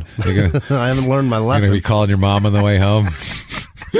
Crying into her ear. Yeah, definitely. Mom, I got a fever. What the fuck am I supposed to do? What do you want from me? Yeah. Can I get you a Cadillac? Because that's what I do. Well, now she does. She'd give me some old people remedy and be like, put some garlic cloves in water and microwave it. Yeah, it's delicious. Take Airborne. Thanks. Garlic. What are you talking about? It's called garlic tea. It's good for you. I read it on. My blood pressure's fine. Calm the fuck down, Dr. Oz told me. Thanks. I'm good. I don't need him. I give my mom a Jewish New York accent. That's perfect. I love that. A Western woman. We give her a... What are you doing over here, Jimmy? She has one of those ugly upstate New York accents. Oh, yeah, it's a good one. Awful. With the nasally ones. It's damn near Buffalo. It's really bad. Ooh, yikes. It's ugly. Ooh, man. It's not pleasant. So the roommate said about Sean, quote, he didn't want to look bad in the eyes of his parents. He wasn't the type of person to ask for help. So he was trying to make his way on his own, but he just, he's got 23-year-old problems, and he's got a kid to fucking deal with, to take care of, and he's got child support, and he's trying to pay rent. Normal. All of this is super normal, right? So far, 10 years. Check back. This is almost like check back in 10 years. Right. If this is still happening when he's 33, he's a problem. He should be 33 and look back on this and be like, I can't believe that was me one day. I was a mess when I was younger. Sure. Everybody was. So you were in line crying with your mom. It all happens, man.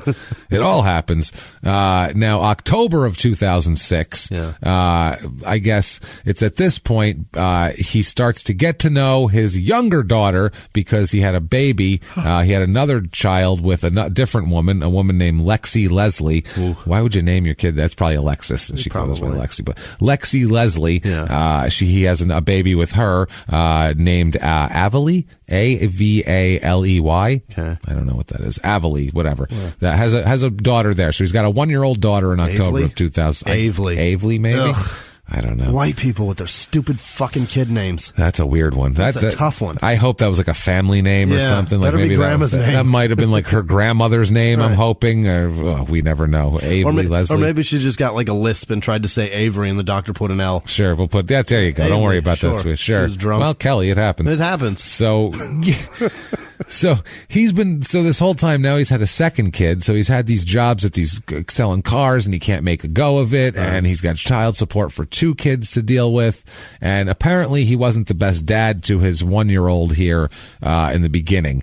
But he was trying to become a better father. He was seeing his daughter more often, and he was trying to pay child support. He was paying whatever he could, and he was making an effort. I guess they broke up. Lexi and Sean broke up when she was 2 months pregnant, and he wasn't really around much at all. And then the last few months he's been trying to get his shit together here. She also said that he tried to keep up with his payments when he was employed, and she would get payments pretty much whenever he could. Right. So he wasn't just like disappearing for 3 months and not giving her anything. If money didn't show up, it's because he didn't have it. And he would be like, I know I owe you $600. Well, I have $400. Right. I'll just give you, I give you $400, and I'll give you another $200 another time. When I get it. And he was, like people do, they scrape shit together. Yeah. So the mother mother of his other daughter, at this point, the Kasha Pickard, she said that he has not seen his 4-year-old girl, Chloe, at that point in a long, long time. So he had completely stopped seeing her. She went and got married and all that and everything. Okay. And because he stopped paying child support too, and everything, she ended his every other weekend visits a while ago, and he never really pursued it. Oh no! So he just kind of shirked away from that. That is crazy. Yeah, so apparently he was trying with the 1-year-old as of September, and who knows if he was going to try, if he's maybe going to try to get in good graces of the other one here in a while here. So October 13th, 2006. So it's late at night here on the 13th, and Sean is at his house in Quincy, where his roommate sees him late night, 11:30ish. There's a little discrepancy on what time, but 11:30ish he sees him hanging out at the house in Quincy. Bonaparte's at about an hour north of Quincy. Okay, is the way it works. Quincy's south there. Now, what ends up happening here is at 3:38 a.m. Yeah. So between the time he was seen by his roommate there at about 11:30ish, 4 hours later, about 4-ish hours later, about 3:38 a.m. on October the 14th that morning, a 911 call is made from the landline of at Mike and Sandra Bentler's house. Okay, now the recording of this 911 call establishes that the person on the phone that called identifies themselves as Shane Bentler, one of the daughters, and tells the operator that her mother told her to call 911, and she says, quote, "My brother's going to do something, I don't know what. My mom's yelling at him, saying Sean, don't." And you can hear a woman's voice in the background yelling, "Please don't, please Sean, don't." And then there's a loud popping sound. And then seconds later, Shane, the girl on the phone, screams, "Sean, no," and then the line goes dead. Oh, Jesus. So this is about, this is like, in a movie you would have it like that, and it'd be like, oh, it's horrifying. Absolutely horrifying. It's the Dr. Dre song at the very beginning. Yeah. But she says a name. That's terrifying. But yeah, Sean, no, and then the line goes dead. That's all you hear. The 911 operator was speaking to while one 911 operator was speaking to Shane, a second call came into the system. After the call from Shane ended, the 911 operator attempted to switch over to the call, but there was no other call. There was no call on the other line. So this is a small town with one 911 operator working in the middle of the night, apparently, or very few. Yeah, and literally their call came in, tried to switch over, and the call was gone. So we assume this was coming from somewhere else in the house. We can only assume that happened, but we'll never know. The operator called the number of the unanswered call and got Shelby Bentler's voicemail. So it was the other daughter that tried to call on the cell phone. From the cell phone. The number was a cell phone. It was registered to Sandra Bentler because she's mom pays the bill. Mom pays the bill, exactly. She's a teenager. The 911 operator then called the Bentler house and got no answer. So called back the initial one that she called from. So finally, 3:55 a.m. police arrive at the Bentler home because when you hear no screaming and lines going dead and then nobody's answering calls, you send the cops to the goddamn house. 17 minutes, though. That's a long time. That's a long time. Well, you figure it took 2 to get shit together, and it's a rural place, 445 acres, so I guess it's not right in town. Right, so, but it's you figure that's too long. You figure in this town, there's probably not a lot of cops. And at that time of day, maybe one cop, or you probably had to wake a guy up, and he had to fucking go cop in his car and take off out there. I mean, who knows? Cold out you are. Yeah, exactly. Who the fuck is this paging me at 5:46 at 3:48 and 3:38 in the morning, crack of dawn? So, the house, the police get there and they enter the house based on, the suspicion that somebody might be injured in the house. They go into the house. The house is searched, and they find some things here. First, they find Michael. Michael, the father, is found in the doorway to the master bedroom. He is dead. He has no clothes on. He's face down in the doorway between the master bedroom and the hallway, like the master bedroom. Horrible. He has a gunshot wound to the lower leg. facial wounds with being consistent with being struck with a gun in the head, like being beaten with a gun. And finally, a fatal gunshot wound through the eye. Good fuck. Like Godfather Mo Green style. Through the eye.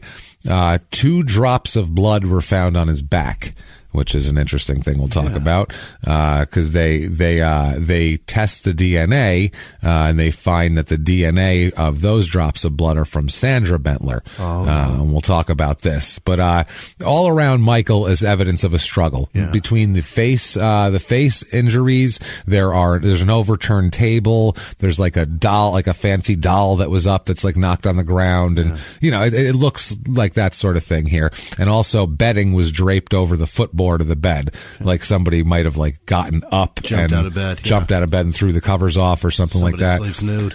Somebody sleeps nude and he jumped off and jump over the footboard or something like that to get out of the bed. That's one reason to sleep in boxers. Yeah, you don't want to be found like that. Absolutely. Just put a pair of boxers on. They're not that uncomfortable. My sister's dad got interviewed by the police while he was ass naked. Oh, that's terrible. At 2:00 in the morning, he caught a meth head stealing a weed whacker. So he went out.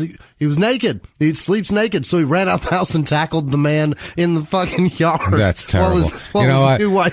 If my dick's swinging around, that's your weed whacker at that point. Absolutely. That tell you, everybody out there, if you want to steal anything from me, do it when you know I'm naked, because it's all yours at that point. I'm not going after you. And go, well, I'm not in any condition to stop this from happening. Fucking hilarious. So she called the police. He showed up. They showed up while he was pummeling this man ass naked. Oh, that's pretty funny. They had to interview him while his dick's out. That's amazing. I wish cops had showed up. Where was Live PD then? Yeah, that would have been amazing. Just all blurred out the whole time.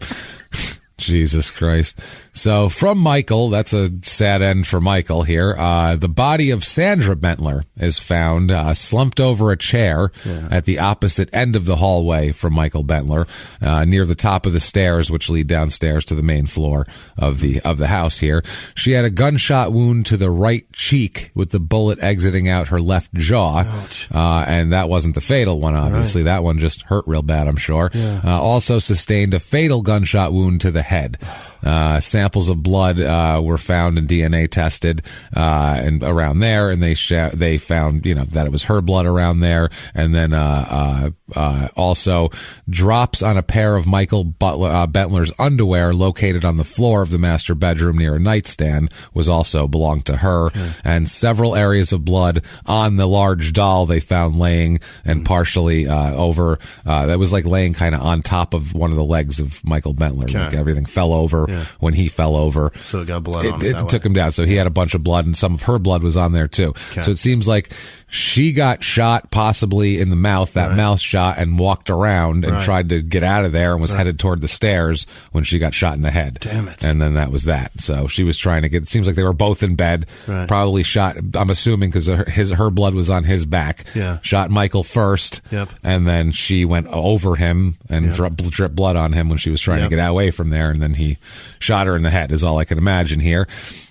So yeah, this is pretty fucked up here. I think I just saw it happen in my fucking head. Absolutely. He just shot her in bed. Yeah. And is there blood on the bed? There's blood all over the place. Okay, because I see him shooting her in the head or in the bed in the jaw, and the dad jumping up and he's shooting, just hitting his leg. His dad, right, and then beating him and then shooting him in the face. Yeah. And then she gets. I see it. I feel like the dad came up over the footboard at him and he shot him. And when someone's coming at you, it's hard to shoot. So he shot him in the leg, just fired a shot off, and then hit him in the face, and then ended up, because when you're awoken naked, you're not in your best fighting state, I would assume. You're just flailing, babe. You're flailing, so everything is. Yeah, man, blood on a white phone, like an iPhone headset, earbuds, were found on a wicker table in the hallway. Blood on a piece of plastic in the mid hallway area. Smears of blood on the doorway to Shane's bedroom, also to Shane Bentler's bedroom, is also there.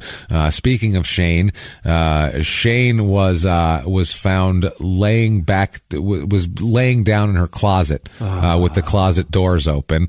Her closet behind it was behind the door to her bedroom. So like you open the door and the closet was behind it. So she was hiding. She tried to apparently go hide in the bedroom. She died of a gunshot wound to the head.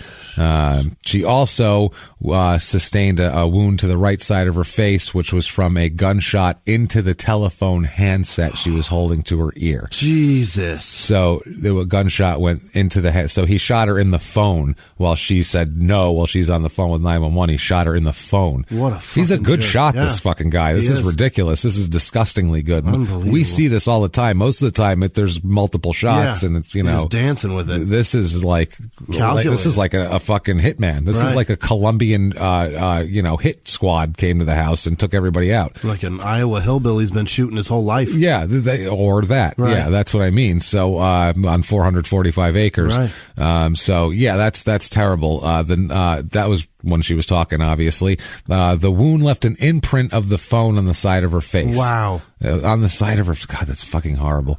Also sustained a gunshot wound to the right hand as a defense thing. So, I mean, this poor girl was cowering in a closet. It's fucking horrible. Shelby Bentler was also found laying on her back in her closet with the closet door open. The closet was in the corner of her bedroom opposite to where the doorway was located. Yeah. It was a different type of thing. The door to her bedroom was you could see it from where Shelby Bentler's body was found. Yeah. So he might have been able to see her in the closet. It was like a clear shot from her bedroom there. That led down the stairs. Okay. So this is all, you can see the mother's there. Yep. Next to the stairs is the one girl's bedroom. You can see into the other one, which is next to the master. You guys can see the layout, absolutely. I think, from this here. Tried to at least make it sound, understandable here. Yeah. So, she was found there. There's a gunshot wound to the head. Also evidence that she raised her right hand in a defensive posture while sustaining wounds prior to the fatal shot. Yeah. The bullet went through her right arm and was found in her chest. Another bullet. So, she was doing the same thing. And these are tough girls. These are tough girls. It's their brother. Yeah. They're like, what are you doing? Yeah. It's not even like it's a stranger where you would be like, this person's going to kill me. I'm going to fucking ball up in a ball and just whatever. Yeah. This is your brother. So you're like, why you're thinking to the last second that this isn't going to happen. Right. Why is my brother shooting me? This is fucking crazy. They would have never thought that was going to happen. Sheena Butler was found. God damn it. All of them? All of them. Fuck. Every single one of them. Sheena Butler was found laying. Safe at a friend's house. Nope. In her bed. Laying dead in her bed in the bedroom. Her bedroom's in the basement. Okay. There's like a game room basement. Nope. She didn't even know what was going on. She was asleep in the basement. And that was accessible to the main floor by a residence, or to the residence by a stairway. Yeah. That was separate. There's two separate stairways. There's a game room in the basement that has a stairway leading to that, and then there's a separate stairway leading to her bedroom in the basement. So you have to know where you're going. There's no direct access from the game room to the bedroom. There's separate areas totally.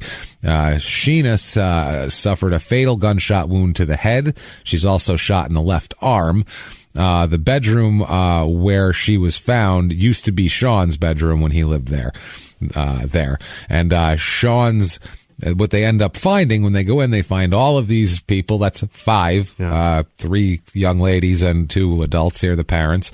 They also find Sean's cell phone at the house. He left his cell phone. It's found placed on a round wicker table in the hallway of the upper level where all this is going on. Okay. Several items were on the wicker table, and the location of the cell phone gave the police an appearance that it had been intentionally placed there rather than accidentally dropped on it. Because I guess where everything was, you would have to put it. It was it back. Right in its own space, like where nothing else was, where it would have been impossible to just drop and have it land in the one place where nothing is.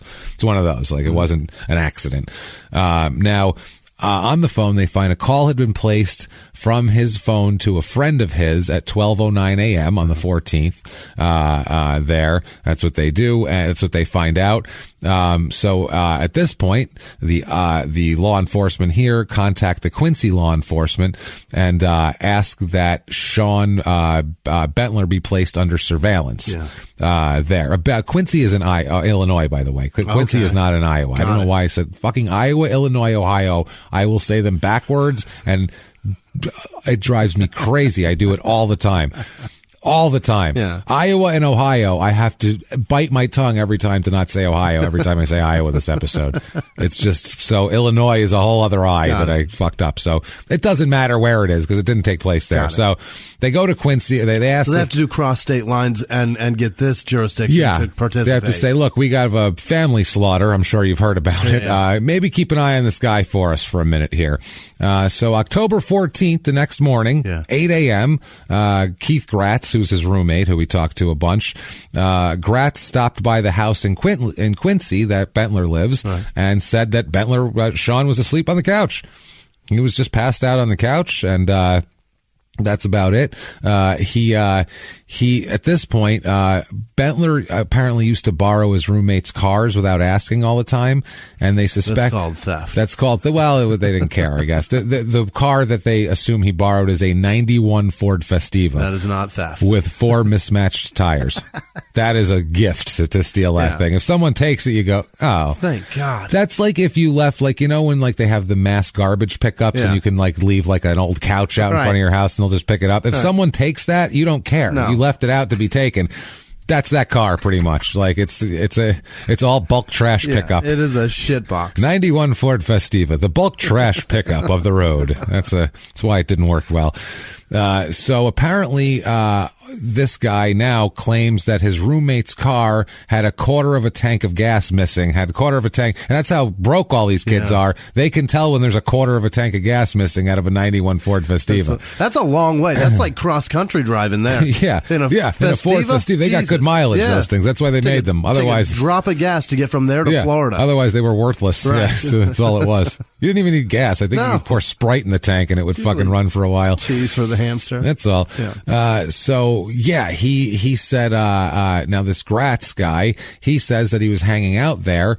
He grew up with Sean Bentler and Bonaparte a mile away, knows the family, grew up with him, the whole deal. He said he's just hanging out, and when he's hanging out, he gets a phone call from his mother, Gratz does, saying that the Bentler family had been killed, and that she saw in the news, and that Sean, they were looking for Sean because he's the main suspect. Yeah. And Gratz is sitting there looking over at him on the couch, going, snoring, Ma. He looks fine to me. He's doing that. So Gratz said, quote, I was sort of freaking out. So he wakes Sean up. Don't do that, bro. Yeah, no, he wakes Sean up. Yeah. And he says, quote, I asked Sean when the last time he talked to his family was, and he'd said it had been the day before. I told him to call them, but he said he'd left his cell phone in his mother's car. Okay. So Gratz gave his cell phone to Sean and was like, you can use my phone. Call him up, bro. Your whole family, didn't tell him, but he's like, I think you need to call your family here. So Bentler dialed the number that he said was his mother's, and no one answered. Gratz said that Sean acted super calmly and didn't indicate anything was wrong. He was just like, I don't know, she didn't answer. He said, quote, nothing out of the ordinary, just like everything was fine. So Gratz at this point leaves the house. He calls his boss to tell him he wasn't coming in that day, and he went back to Iowa to be with his family. This was like they knew these people. It was kind of a weird thing that small town. This is what I mean about small town murder. If a family gets butchered a mile from me, I won't hear about it, number one. And if I do, I'll be like, oh, shit, whatever. I won't even think twice about it. But a small town with 400-acre lots, a family gets butchered a mile away. That's all everybody's talking about. Yeah. That's the talk of the town. That could be them. That's why we do this show, because that's why I find it interesting. In a city of 3 million, it can't be me. Yeah, it's like that. What are the odds? Fuck it, I'm fine. It doesn't matter. Chances. Yeah. So later on, also, they talked to Gratz to get his story of when he saw Bentler and all that. He grew up with this. Gratz had a lot of insight because he grew up with Sean and graduated with him from Harmony High School, and which only 38 other people besides those two did. So I mean, he's close to him, and he lived with him up until a few weeks before that, and he saw him there. Gratz says, quote, Sean was a good friend, but he was a bad roommate. He was lazy and he was terrible about paying bills, especially rent. Yeah. That's his main quote on him. He's the worst brother and son. I'll tell you that much. I would say brother and son is going to be at the top of his poor list. And then he's also a bad car salesman. He's a bad not good at working at Lowe's, probably. He's not good at that. Bad at making keys. keys. He knows how to do it. Quote, knows how to make keys, but he's not real strong at that. Gratz also said Bentler had trouble keeping jobs. He was behind on all his bills and child support from the two different mothers. He said that Bentler would ask for help with bills and to pay rent for the house when he lived with him. Bentler would go to Iowa and come back with items like jewelry and bags of quarters. After this all happened, Gratz said he suspected that Bentler was taking it all from his parents' safe. He was just going in and be like, they don't care about a bag of quarters. Bags of quarters, just change. People have like those big water things full of change. You just get a bag of change out of it and bring it. There's thousands of dollars in a big thing like that. He also said, Gratz said, quote, Sean was a pawn shop freak. He was always selling his stuff. Then not long before this happened, he went up there to Iowa and came back with a big bag of quarters to pay his bills. So paying his bills in quarters? Paying his bills in quarters. Wow.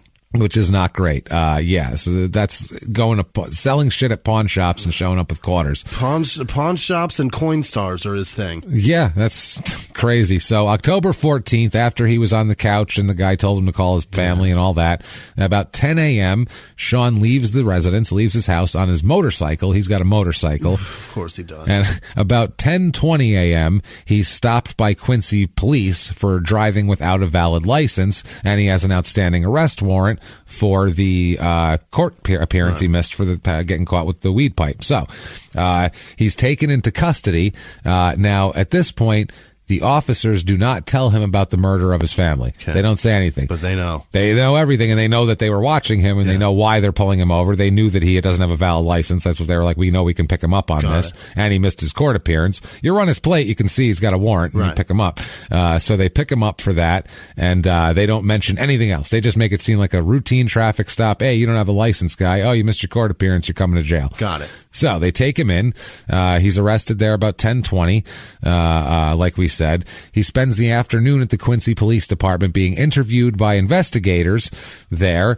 Iowa people, the Iowa law enforcement officers go to Quincy to interview him. Other people from Bonaparte, state investigators. After he's interviewed here, he's given jail. He's searched and given jail attire and all that. They're holding on to him because they we'll talk about it in a second. But they give him bail because all he's booked on is the motorcycle stuff. That's it, the license and the court appearance. So they give him bail and all that sort of thing, but they know he doesn't have any money. Right. So during the investigation or during interrogation, does the court take bags of quarters? Can I bring in quarters? Is that all right? Because I also got a bracelet that I found. If y'all could run me down to the pawn shop, I've got a brand new chainsaw. I could hook it right up, no problem. I stole this weed whacker from a naked guy. I don't know. He was naked, but I'm faster. I had my shoes on, and I just got through the gravel a lot faster. Naked stepdad callback. It was Sean. Or whatever it was. So, it was Sean all the time. So while they're interrogating him, he denies any knowledge of anything, no injury. He doesn't even know they're hurt or dead. Okay. I don't know what you're talking about. He said that his mother came to visit with him in Quincy the night before at about 10:30. Said the mother came to see him. She stayed about 20 minutes. He sat there in her Chevy Tahoe talking to her, and he said he accidentally left his cell phone in her car, that he just put it on the seat and then got out and went in, and that's why it was at their house, because she took it home in the car and brought it in the house. Got it. So that's why the phone was there. Stupid. Clearly. Duh. Right. So I smoke weed, you guys. I forget shit. Sometimes I forget things like phones in a car. So you do that too, and you don't smoke shit. You forgot it in an Uber. So I did that. They seized all his clothes and all that kind of shit. And this is important. They seize his clothes and everything, and they place it in 4 paper bags, staple them shut, evidence style, and all that shit. Whatever. It's taken care of there. Now 9:30 p.m. These bags were given to the Iowa Department of Criminal Investigation. A guy named an agent named Rick John, who could have just been John Rick. Doesn't matter either way. He said about 10:20 p.m. he placed them in the backseat of a car driven by another agent, Darrell Simmons, to be taken to the sheriff's office in Van Buren County. Okay. Now, he needs $1,000 to get out of jail on his deal, on his traffic violations, but he can't get the money. Of course not. He even tried to call Gratz for the money. What? The roommate. Gratz said, quote, he just wanted out of there, basically. He wanted me to bail him out and call people for him. He was sort of freaking out. You could tell it in his voice. He wanted to get out before his bond jumped to $1 million or $2 million. And I guess so. Gratz said that he was uncomfortable talking to him and didn't offer any help. Gratz said, quote, I think he knew that I knew that he was a suspect in the murders. Yeah, I think so. As soon as you say no, he doesn't trust you anymore. Yeah, I mean, that's the end of the day. That's the end of your relationship with that guy. That's it. They tried to get Gratz to say that it was like about drugs. Like, did he need drug money? And which was like, they're taking that angle. He had a weed pipe. Relax. Calm down. Gratz said, quote, this whole thing has nothing to do with drugs. Sean didn't have the money to be into drugs that bad. He was always broke. He was too broke to be into drugs. That's one of those things. Gratz said, quote, I've been through the best of times and the worst of times with Sean, but nobody saw this coming. Nobody. You know the guy for 22 years and then this happens. So everybody's like, what the fuck? He was a nice kid. He ran track. What's going on here? October 15th, charges are formally filed, accusing Sean Bentler of 5 counts of first-degree murder. Fuck. That's a lot. Yeah. Arrest warrants are issued and served on him, obviously. He waives extradition, and they take him from the Quincy jail to Iowa, and he is transported to the Van Buren County Jail. His old roommate, Nathan Allen, said, quote, it just blows my mind. I've never even seen him mad before. He's never even yelled or raised his voice. This is just so weird. He said he just mainly kept to himself. He rarely talked about his family, and he hadn't been back to Iowa really that summer. He just wouldn't have thought even that he talked to his family recently, never mind killed them all.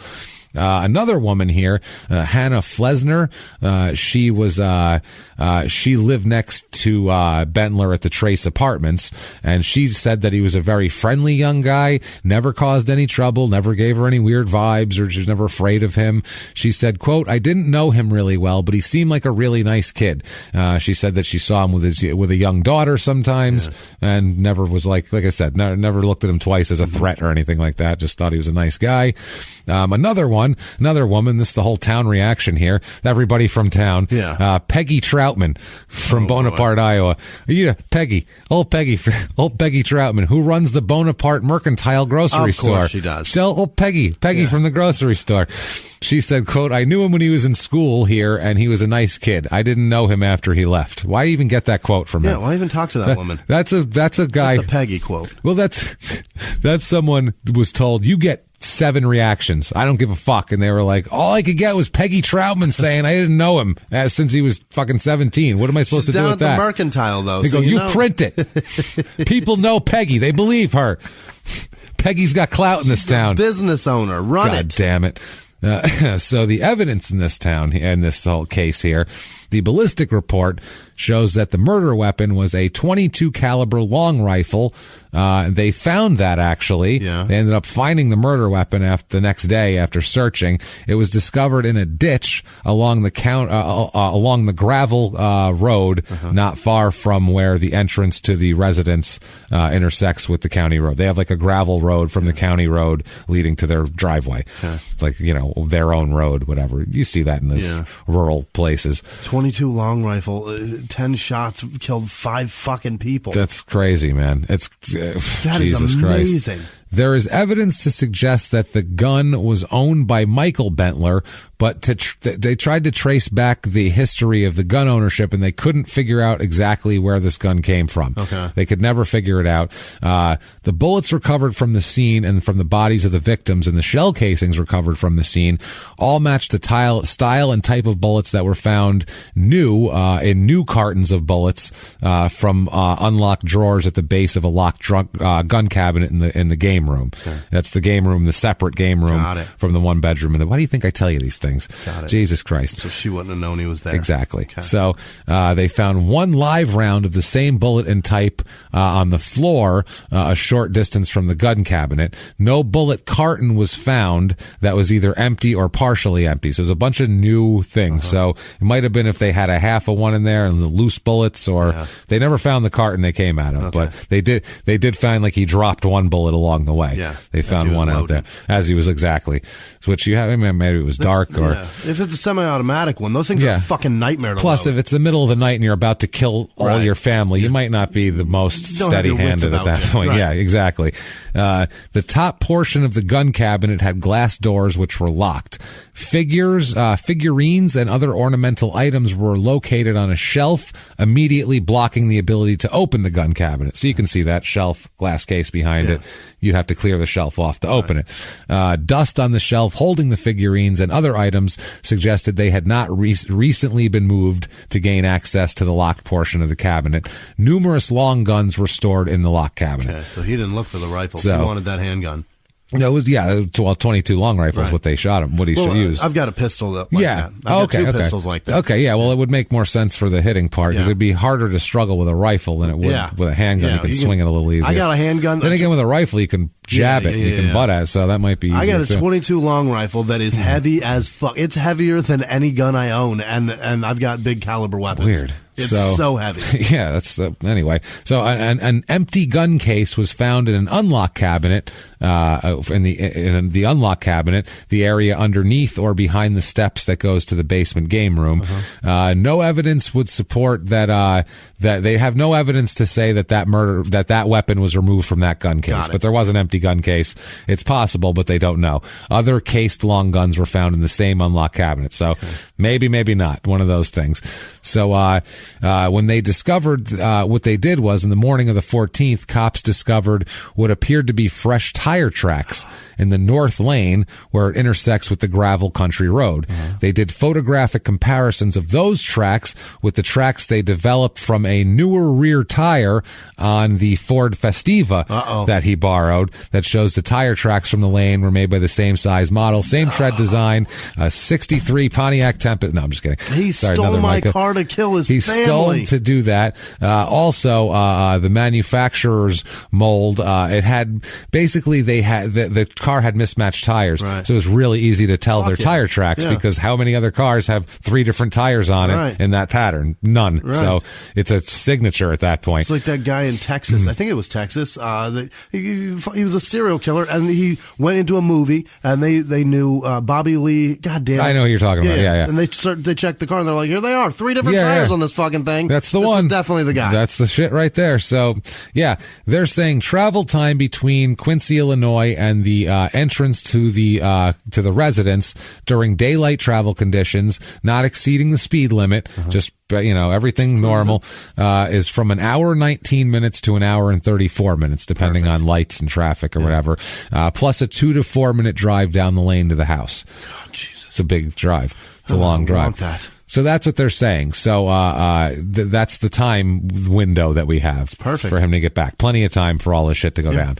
Now, October 16th, the agent Rick John discovered that the detective, the Simmons that he gave that evidence to, still had possession of the bags containing the personal effects because the investigation had kept him away from the sheriff's office because he's out in the field the whole time. So this Rick John took the paper bags of evidence back and delivered them to the Van Buren County Sheriff's Department. He was like, I'm going there anyway. I'll take the shit in. So on October 18th, the bags containing the evidence were placed into the evidence closet of the Iowa jail. The only key to the locked evidence closet was in Richard Ron's possession, who's another agent. So one key, only way to go there. Later on, this agent Ron entered the evidence closet and opened the paper bags. He saw what he thought might be blood on the socks worn by Bentler at the time of his arrest. They were re-investigating. He contacted the county attorney, who advised Ron to obtain a search warrant before any other further search of the items. Now, an application for the search warrant was drafted on October 24th. It sought to search items in the bag as property relevant and material as evidence in a criminal prosecution, obviously here. Now, the affidavit in support of everything here, there was the 911 calls. There's a lot there's plenty of evidence. DNA, blood, hair, fibers, trace evidence, all sorts of shit here. Fucking ballistics. ballistics. It's a lot. Yeah, it's a lot. They said there's no water in the residence. Basically, his house, by the way, that he lived in Quincy had no running water. What? I guess they got their water shut off. Jesus. So they were saying how he had no water to be able to clean any of the shit up on him afterwards. So they think that there's trace evidence would have been a big deal. Now, testing of the socks in the evidence bag determined that the stains on the socks worn by Bentler had blood matching the DNA of Sandra Bentler. So that's not great for him. Bentler filed a motion to suppress the clothing and any evidence derived from the clothing, contending, among other things, that the initial seizure by Iowa law enforcement agents was unreasonable and without probable cause and therefore illegal. He also contended that the search warrant on October 25th was constitutionally defective.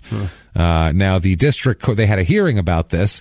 The district court concluded, although Agent Ron might have been within his legal authority to examine the contents of the paper bags in issuance of the search warrant, the court need not decide that issue. The search warrant was obtained lawfully, approved by a judge whose analysis of the probable cause for issuance of the search warrant was exclusive of any knowledge of the examination of the clothing.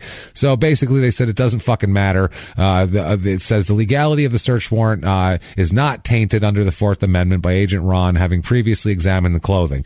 They said they ended up giving him the warrant. They basically said it was in good faith. He was getting the warrant anyway. It was in their possession. Right. It wasn't like he went to someone's house, broke in, looked around, and then went outside and said, I saw some shit. Can I get a warrant for it? He had it in their possession. It's not a training day moment. No, and they would have given him the warrant without any questions asked anyway. Well, he didn't need much to get that. There's blood on this shit. There's we got probable cause. We think there's blood on a murder suspect's clothes that we arrested him in. So they would say, yeah, of course, test that. No problem. That's never a judge in the world that's going to say no to that. So they ended up having a funeral, obviously. 5 of them. This funeral, no, they had it all together. One big one? One of them was cremated. Oh, okay. I assume one of the two adults had that in their will to be cremated. Okay. They had all the rest had big copper caskets. Jesus. Like very nice, very, very nice, fancy, elaborate. Yeah. The funeral organizers said there was about 2,000 people attended the wake, held at the high school. The town grew. The whole town, 4 times its size. This is literally everyone from the area. Yeah. This is a small town funeral. Wow. This is like the most prototypical small town murder. Like literally everyone from the town came and surrounding everything. They said the funeral procession snaked its way from the school all the way to the cemetery. Basically, there was one nonstop procession. It wasn't even a procession; it was just a line. They stepped. It was crazy. Greg Bentler said of his brother, quote, he was about family, friends, and this community. So people liked him. Business owner, well-known, well-liked. So we go to trial, obviously. 5 counts of first-degree murder. They play a videotape, the interview with him while he's being interrogated at the murder trial. Those are never good. Never good. No. It always looks worse to see someone, because you can always... It's like that. It's that. What's that effect? It's the Russian filmmaker did it. Where the guy. Have you ever seen this? There's a Russian actor, and they show him. It's the same exact shot of his face, but they show him looking at like a bowl of soup and looking at like something sad, and then looking at like a woman on a couch seductively, and he has the same look on his face, but whenever what they intercut it with is what you project onto his face. When they're showing the soup, they say he looks hungry. When they show the sad thing, they say he looks sad. And when they show the woman, they say he looks like lusty. So like it doesn't matter. It's the exact same shot. They just intercut it with different shots. That's amazing. It's an effect. I can't remember the name. It's a Russian director. So it's that sort of thing. I feel like whatever you're feeling, you can project onto his look in the video. So that's a powerful tool. And they played it. This video showed him weeping loudly upon being told that his parents and 3 sisters had been killed, which that's normal behavior. He said, quote, they're all dead. Oh God, there's no way. There's just no way. I just talked to my mom yesterday. They're not dead, is what he said. So then he appeared to calm down. He said, I can't, and then they were asking him, they were talking to him about it, and he said, I can't figure out why you guys need to talk to me. I can't think of anything I have done in the last couple of years, which is an odd thing. So they end up reading him his rights because they're going to talk to him, and he's a suspect, so they have to do that. They ask him a bunch of questions about his background and family. They tell him, quote, some really bad things happened at your parents last night, and the entire family is dead. And he says said after that, quote, "It's not true. I would never hurt my family. I have no reason to hurt them." And then he said, then they were talking to him more, and he screamed. He got up and screamed out, "I did not kill them. I did not kill them." Which is, I guess, normal. I've got an igloo full of fucking pulled pork and turkey. I have pulled pork. Right. I have pulled pork.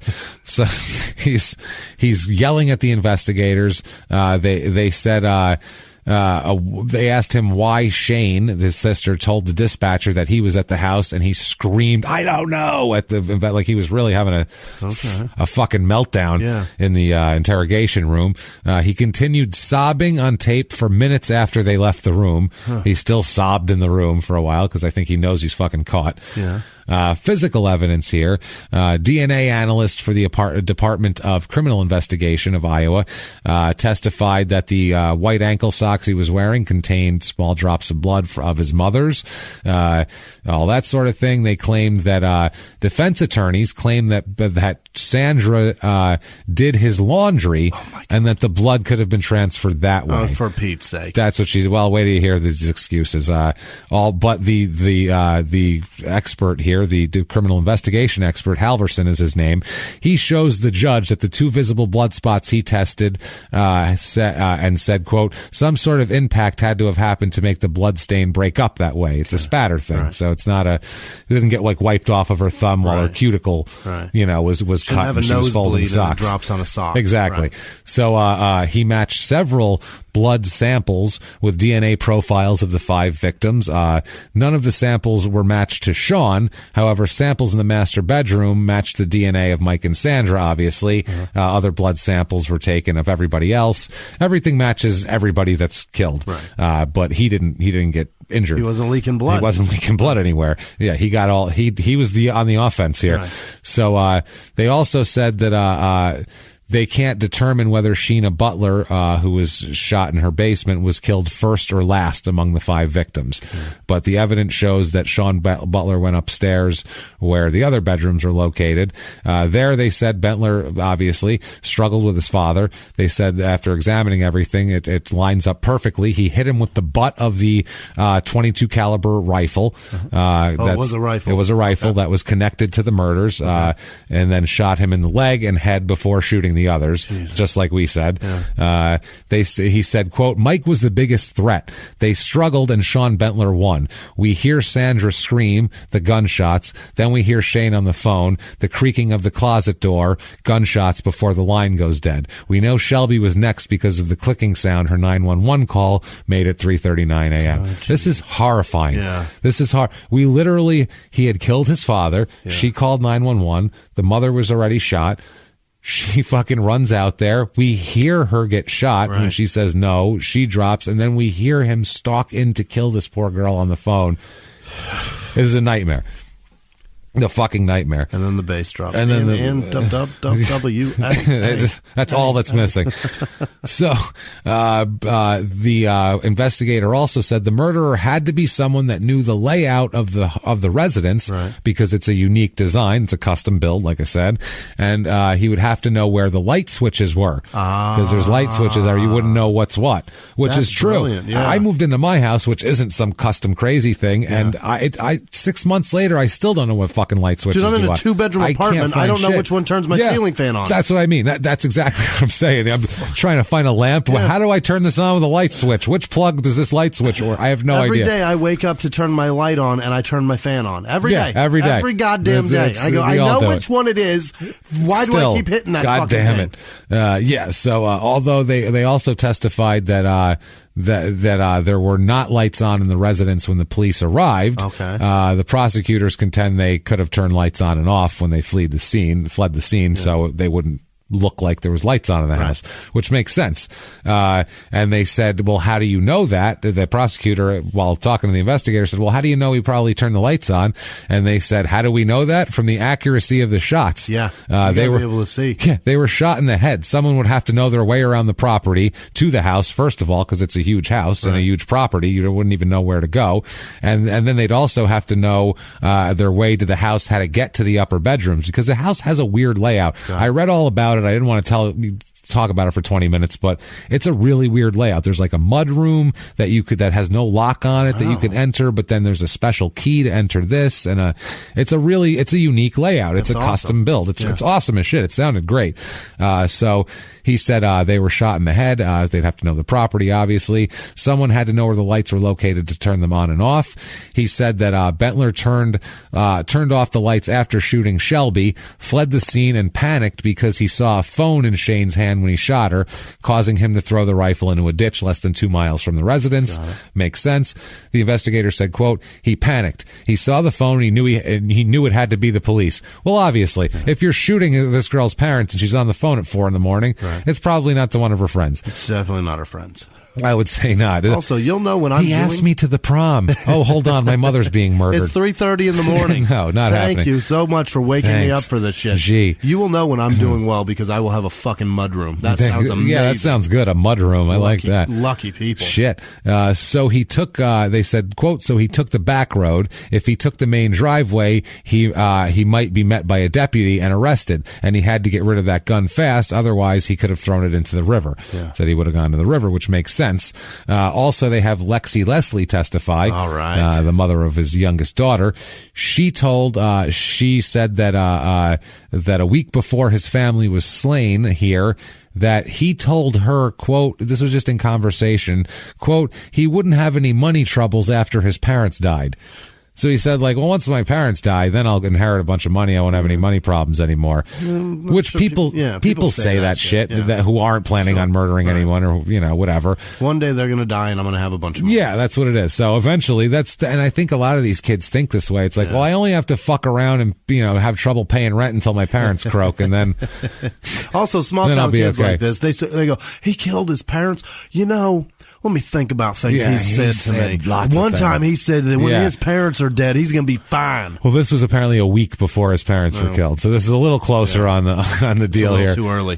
She said that Bentler spoke when they talked. She said that he had a lack of a job at that point, and that she told him he had to start paying for care of the daughter, and he needs to get his shit together. And that's when, quote, he said that when his parents were dead, he wouldn't have to worry about money anymore. Yeah. That's how that worked. Now the defense, the prosecution's case is pretty set. The defense lawyers here try to show that they don't get it. Sean got along great with his family.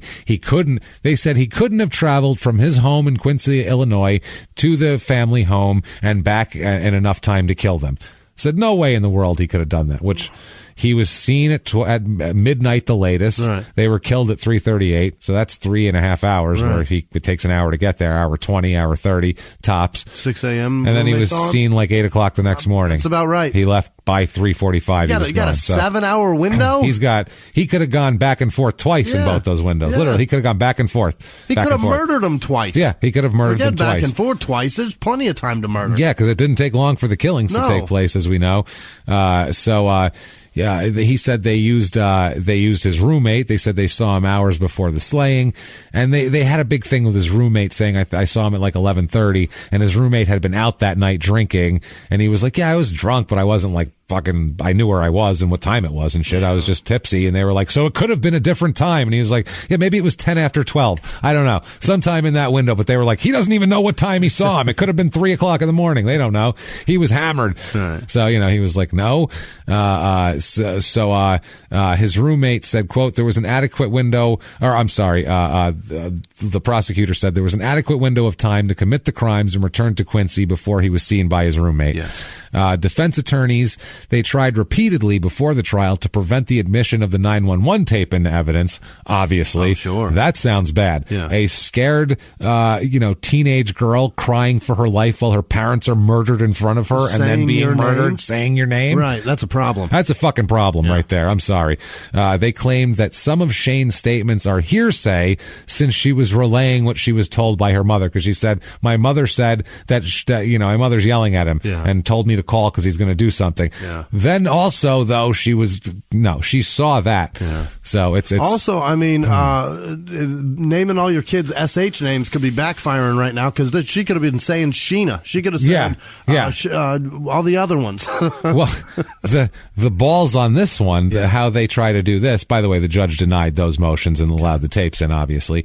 The defense submits Sandra Butler's records from her optometrist in an attempt to prove that she had poor eyesight and may have misidentified her killer. No. So a stranger broke into her home and she thought it was her son. Oh, my God. A mother doesn't misidentify. A mother could be blind. She would know that it wasn't her son if it wasn't her son. That is period. Some balls. That's some fucking balls. He also, Sean Bentler, because he testifies, and we'll talk about that, also testifies that his mother could not see clearly beyond 12 inches without her glasses or contacts. Wow. Jesus Christ, man. I take my glasses off when we record constantly, and I can't see shit. If your son was murdering you would know. Yeah. And you're not even my son. No, that's what I mean. If your son was murdering you, you'd be like, my son is murdering me. I've known you for like 7 years. I've known my son a little bit longer than that. Yeah, a little bit, not much. Not much. So they put Bentler on the stand, Sean here. It's the final defense witness. He spoke softly, very little emotion, like they told him. Be very calm, look meek, look like you couldn't possibly slaughter an entire family in the night. He reminisced about holding his baby sisters when they were born, and about his bond with his mother, and how his bond with his mother only grew deeper when he became a parent, because then he realized the sacrifices she made for him, and gave him a deeper appreciation of his mother. Oh, God, he's such a good guy. Yeah. He said, quote, she was so happy to be a grandma.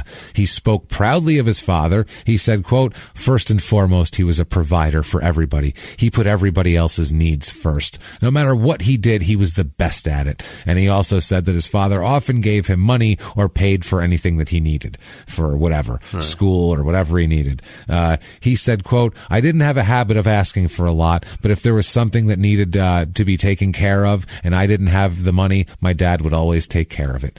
So just loves him. He said he loved his three sisters. He said that Sheena was more of a tomboy. She liked to hunt and fish. And Shelby was more of a girly girl. And his youngest sister, Shane, was very smart and just really good in school and a nice kid. And they're just the greatest kids. And he's just so proud to be a member of this family. During the cross-examination, though, they tried to, hey, you're not such a nice guy. He admitted that he stole his mother's jewelry and pawned a bunch of it at the pawn shop. He stole money and gas tanks from his parents and shit like that. He denied speaking negatively about his parents. However, the prosecution called a rebuttal witness, a guy named Cornell Williams, and he said that Bentler had plenty to say about his father and none of it was ever good. This guy worked with him at Schottenkirk Chevy there. Oh boy. And worked with him for several months until he was fired, but he continued to socialize with him. And he said, this Williams guy said, quote, he didn't like his father at all. He'd say his father would be dead soon and that he would eventually inherit his money. Yeah. That's what he told him. They got Travis Holder, who was one of his roommates one of Sean's roommates in Quincy. He was called to the stand in rebuttal, and he testified that that he was with Bentler when Bentler took about $150 in change from his parents' safe, which was unlocked, and some of his mother's jewelry. So he saw him do it, and he knows he did it. Closing arguments for both sides. Basically, it was just the prosecution just reiterated 911 tape. Pretty obvious here. Thanks. Have a good one, everybody. See you all for lunch later. I mean, you got to walk away pretty confident if you're the prosecutor in this one here. Hold your arm up like Jordan after hitting a just not even no eye contact. A solid 2. That's right. He should have delivered it all with his eyes closed. Delivered the closing argument with his eyes closed. Now the defense said that the defense first of all asked the judge to dismiss the case because the prosecutors have failed to meet their burden of proof by showing that he had the means, motive, and opportunity to commit the murders, which he obviously had all of those. Judge denied the motion, but they also made the same argument in closing here. They said that the attorney general who was doing the closing, Scott Brown, he said the 911 call and all that was enough evidence right there without anything else. They said, quote, identity is the issue. This is the defense attorney. Quote, identity is the issue. How do we know it was Sean Butler? Shane Butler identifies him 3 times on that 911 tape. And then the prosecutor said, Sandra identifies him when you hear her say, Sean, don't. And then he said, quote, we could have done this case in one day with just the 911 call. Done. And that's what he tells the jury. Now, testimony here, the judge, basically what he does now, Sean Bentler waives his right to a jury trial. That's what he did in the beginning. Just the judge to do it? Just the judge is going to decide. Okay. And a lot of times when emotion is involved, that's what people do, because judges generally aren't emotional, but you also can't bullshit them as much. That's a good point. That's the other thing. Yeah. They're going to go on based on evidence, whereas you couldn't get a judge to, not convict OJ or shit like that. Right. Or you probably, well, you might, but I was going to say you couldn't get a judge to convict Brendan Dassey, but you might be able to. They might have thrown that fucking confession out. But it's one of those things, though. You figure, okay, this is an emotional thing. I don't want to put this in the hands of a bunch of Iowans here. Right. They're gonna be pissed off. So he lets District Judge Michael Mullins, preside over this. Chris's brother. Absolutely, Chris Mullen, yeah. So he's good from 3. Boy, you get him in the corner, nothing but money. Raining down 3s.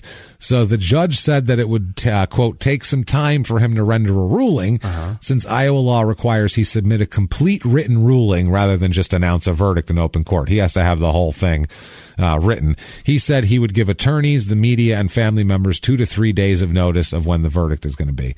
So he'll let you know 48 hours ahead of time. Now, the verdict, he says, a mother and sister would almost certainly not mistake their son and brother as the murderer. Okay. And that's the reason why he says your mistaken identity line is complete bullshit. Finds him guilty of 5 counts of first-degree murder, which is rough. Sentencing comes around. The judge asked Shane directly if he knew of any legal reason. Sean. Did I say Shane? Yeah. Damn it, Sean. Shane's definitely not being sentenced. Sean, if he knew any reason to delay his sentencing, Sean just shook his head and whispered no. Now, other people, they had victim impact statements. Oh, boy. Who are the victims? The family, Michael's his grandmother, Pauline Bentler's Michael's mother. Your grandma's about to talk to you. She said, quote, even though he looks innocent, he is a lying, cold-blooded killer. Sean, how could you do this? What happened to the nice, polite person you used to be? That's most grandmotherly way to testify against your grandson, was that right there. What happened to the nice, polite person you used to be? There will be no DQ stocking stuffer for you. Not at all. Julia Mendez, who's Sandra Bentler's mother, urged the family not to hate Sean, though. She said, quote, I want to go on with my life. I can't hate Sean. I love Sean so much. So that's awfully nice. She said, that's the way I feel. I want my kids to feel the same way. I don't want them to feel hateful. It's going to be hard, though. Yeah. Michael's sister, who's Sean's aunt, she was very angry. She said, Sean, I don't know what happened to make you so evil. Yeah. So the judge agreed. Yeah. And he says, this is a good one here. You, sir, may fuck off. 5 life sentences consecutive. Holy. Not concurrent. He is sticking around That a while. is, so parole doesn't matter because he's got about fucking, 200 or so years to do before he's up for it. So he's got a lot. That's it. He's fucked. Yeah, he is done. Oh, also, Judge Mullins orders Sean to pay nearly $800,000 in restitution and damages, and rejected the defense's bid for a new trial again. No thanks, guys. You're good. There was tons of family there, extended family. It was a big family. Michael Bentler's brother said, quote, unfortunately, evil found its way into this place and unfortunately to our family. We're all still in shock. It's the whole situation. It just doesn't seem real. I just smelled Dateline salivating breath. Oh, God damn it. Evil entered the family. Evil. That's what we'll call it. Evil found its way into this place, into this idyllic Iowa town. They show cornfield stalks swaying slightly in the wind. Did evil find its way into an Iowa town? And unfortunately into our family. And they show a family photo with like a cut in the middle of it, it breaks it apart with fire. Jesus Christ. Sean Bentler's attorney delivers a written comment from Sean. In it, he thanks family members who visited him for several months. He still insists his innocence and demands an appeal. In a statement given by his lawyers, he says, quote, "The circumstantial evidence against me was very weak."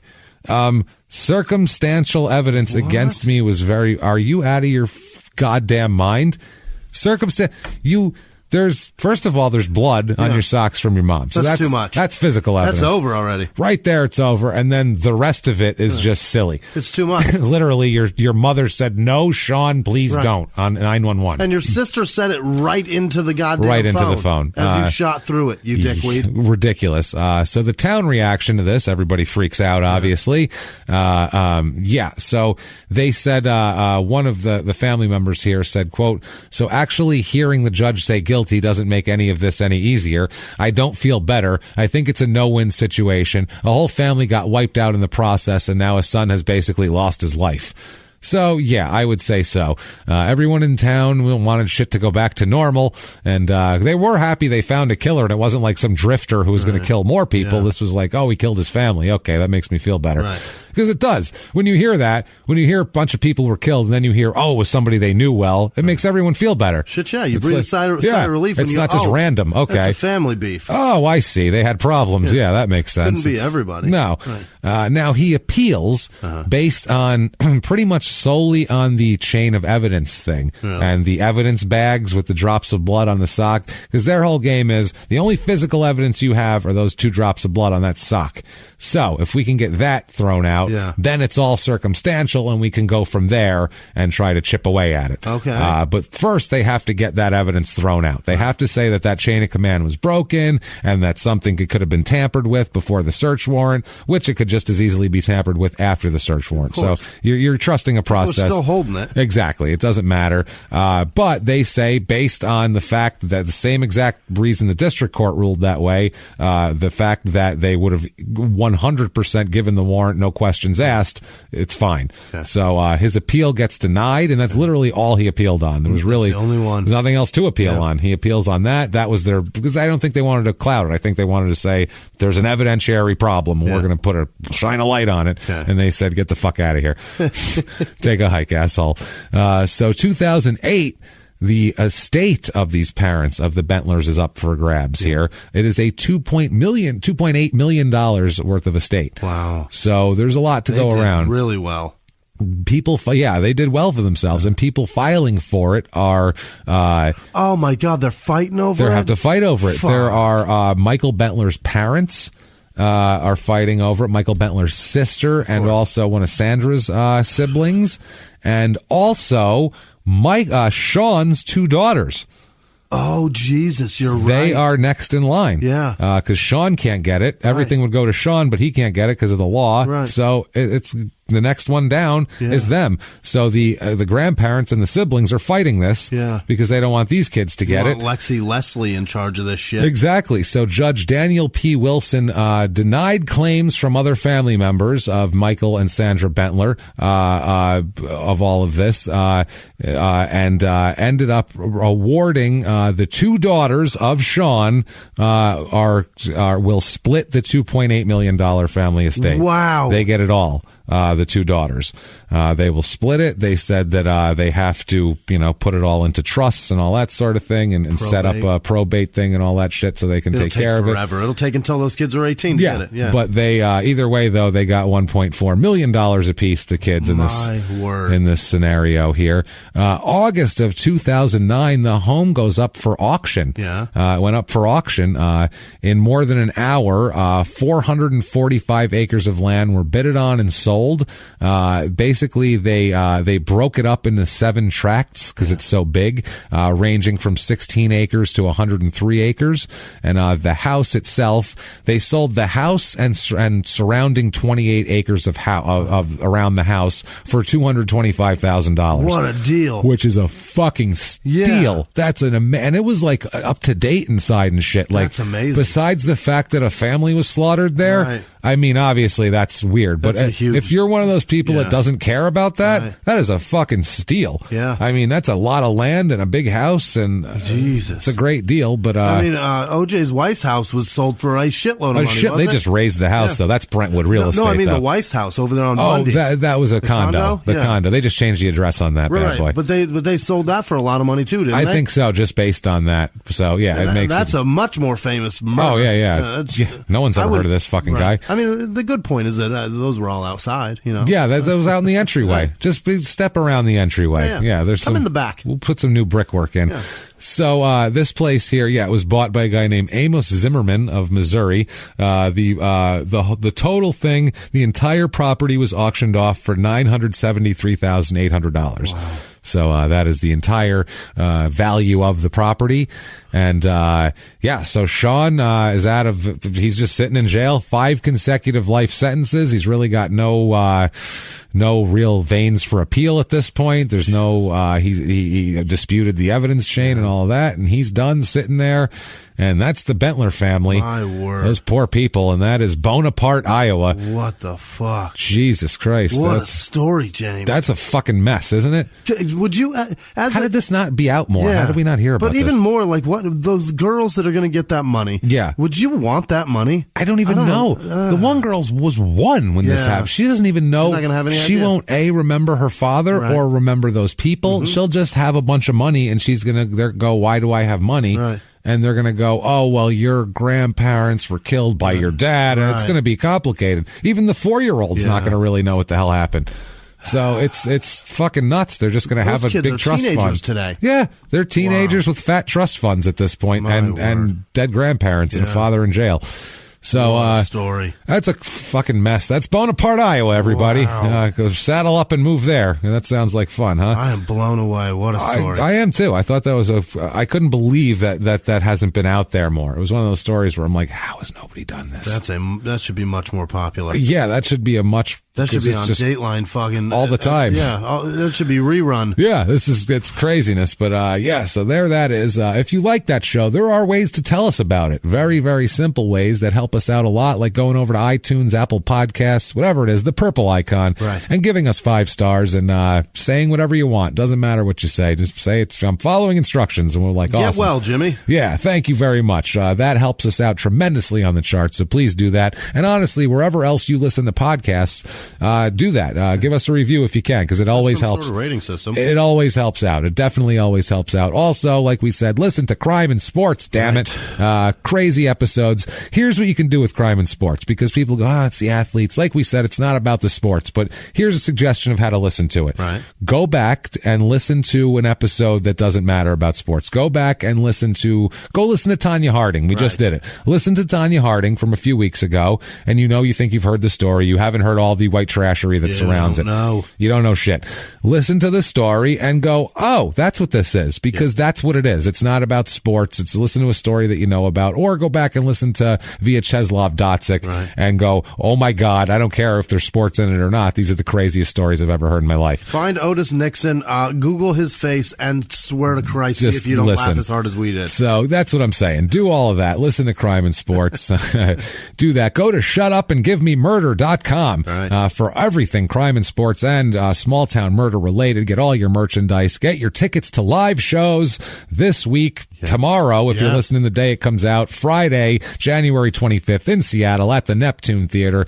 Come see us there, or also down in Florida and February 21st at the West Palm Beach Improv in West Palm Beach, Florida. And we'll be announcing in a little later on some more dates for the rest of the year. We're going to be filling in our schedule here. We're just we're choosing cities and stuff like that right now. So we're going to try to come to some places we haven't been before, and a couple of places that we went in the last year just because they were so crazy and were so good to us. We should see about a passport and see what Canada's got going on. Yeah, we should. Maybe we go check out Canada or something like that. But get on there, get those tickets to the live shows, do that. Other things you can do from there, follow us on social media. You can do at Small Town Murder on Instagram, at Murder Small on Twitter, at Small Town Pod on Facebook. Find us on any one of those sites and follow us, please. Do all of that. And if you want to be a hero to us, one of our wonderful outstanding, fabulous producers who we're going to talk about in just a second here. You can do that very easily by either going here or following the link on our site here to patreon.com/crimeinsports, or just heading over to PayPal and using our email address, crimeinsports@gmail.com, to make a one-time donation, whatever you want to do. And Jimmy, I know what you want to do. You want to fill me with the spirit of the people who have given us the life's blood this week. So Jimmy, please hit me with that list. This week's executive producers are Sheelan Ali, Susanna Platt, Evelyn Tercule. I think it's Evelyn. It might be Eveline. I'm not sure. That's a tough last name. Skip Beeman donated twice, incredibly. Thank you so much. Good God. Emily Wilkins, Ashley Brocado. It's like brocado, like it's a bro avocado. Bro avocado. Yeah.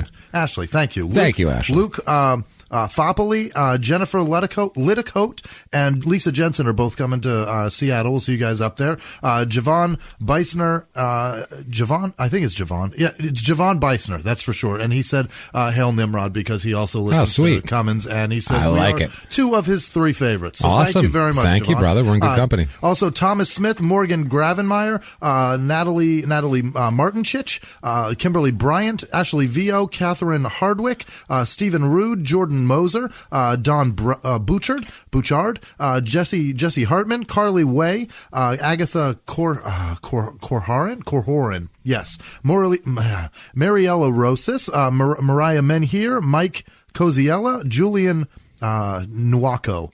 Oh, I think. I like it. It's that's Asian, right? Thank you, Julian. No, I don't know. I don't know what it is. I don't know what you are, but I appreciate you. Thank you.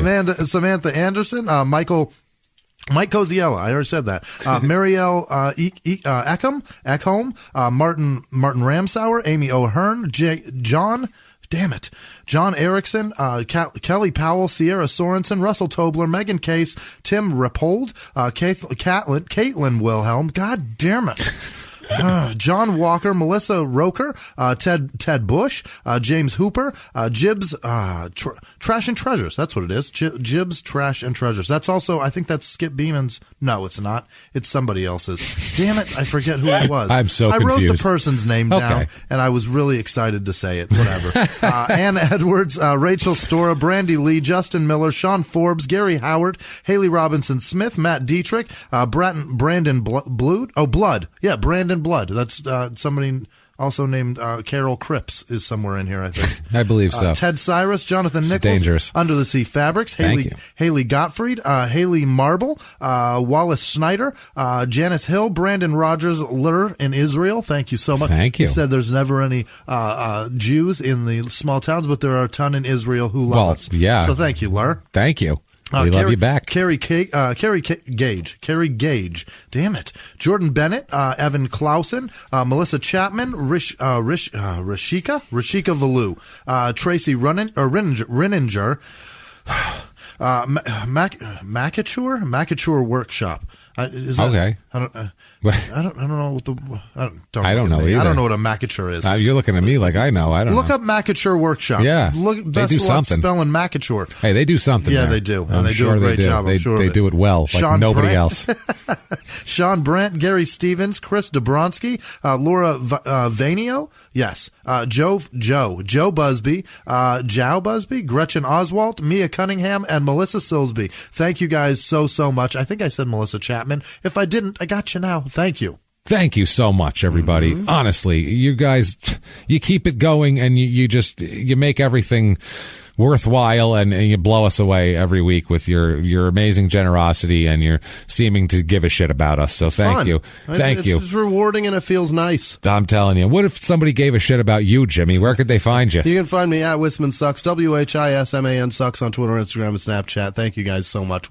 Where can they find you? Oh my. They can find me at Jimmy P is Funny, or copy and paste my last name from the show description. Don't be a hero. It's a long one and you don't know how to spell it.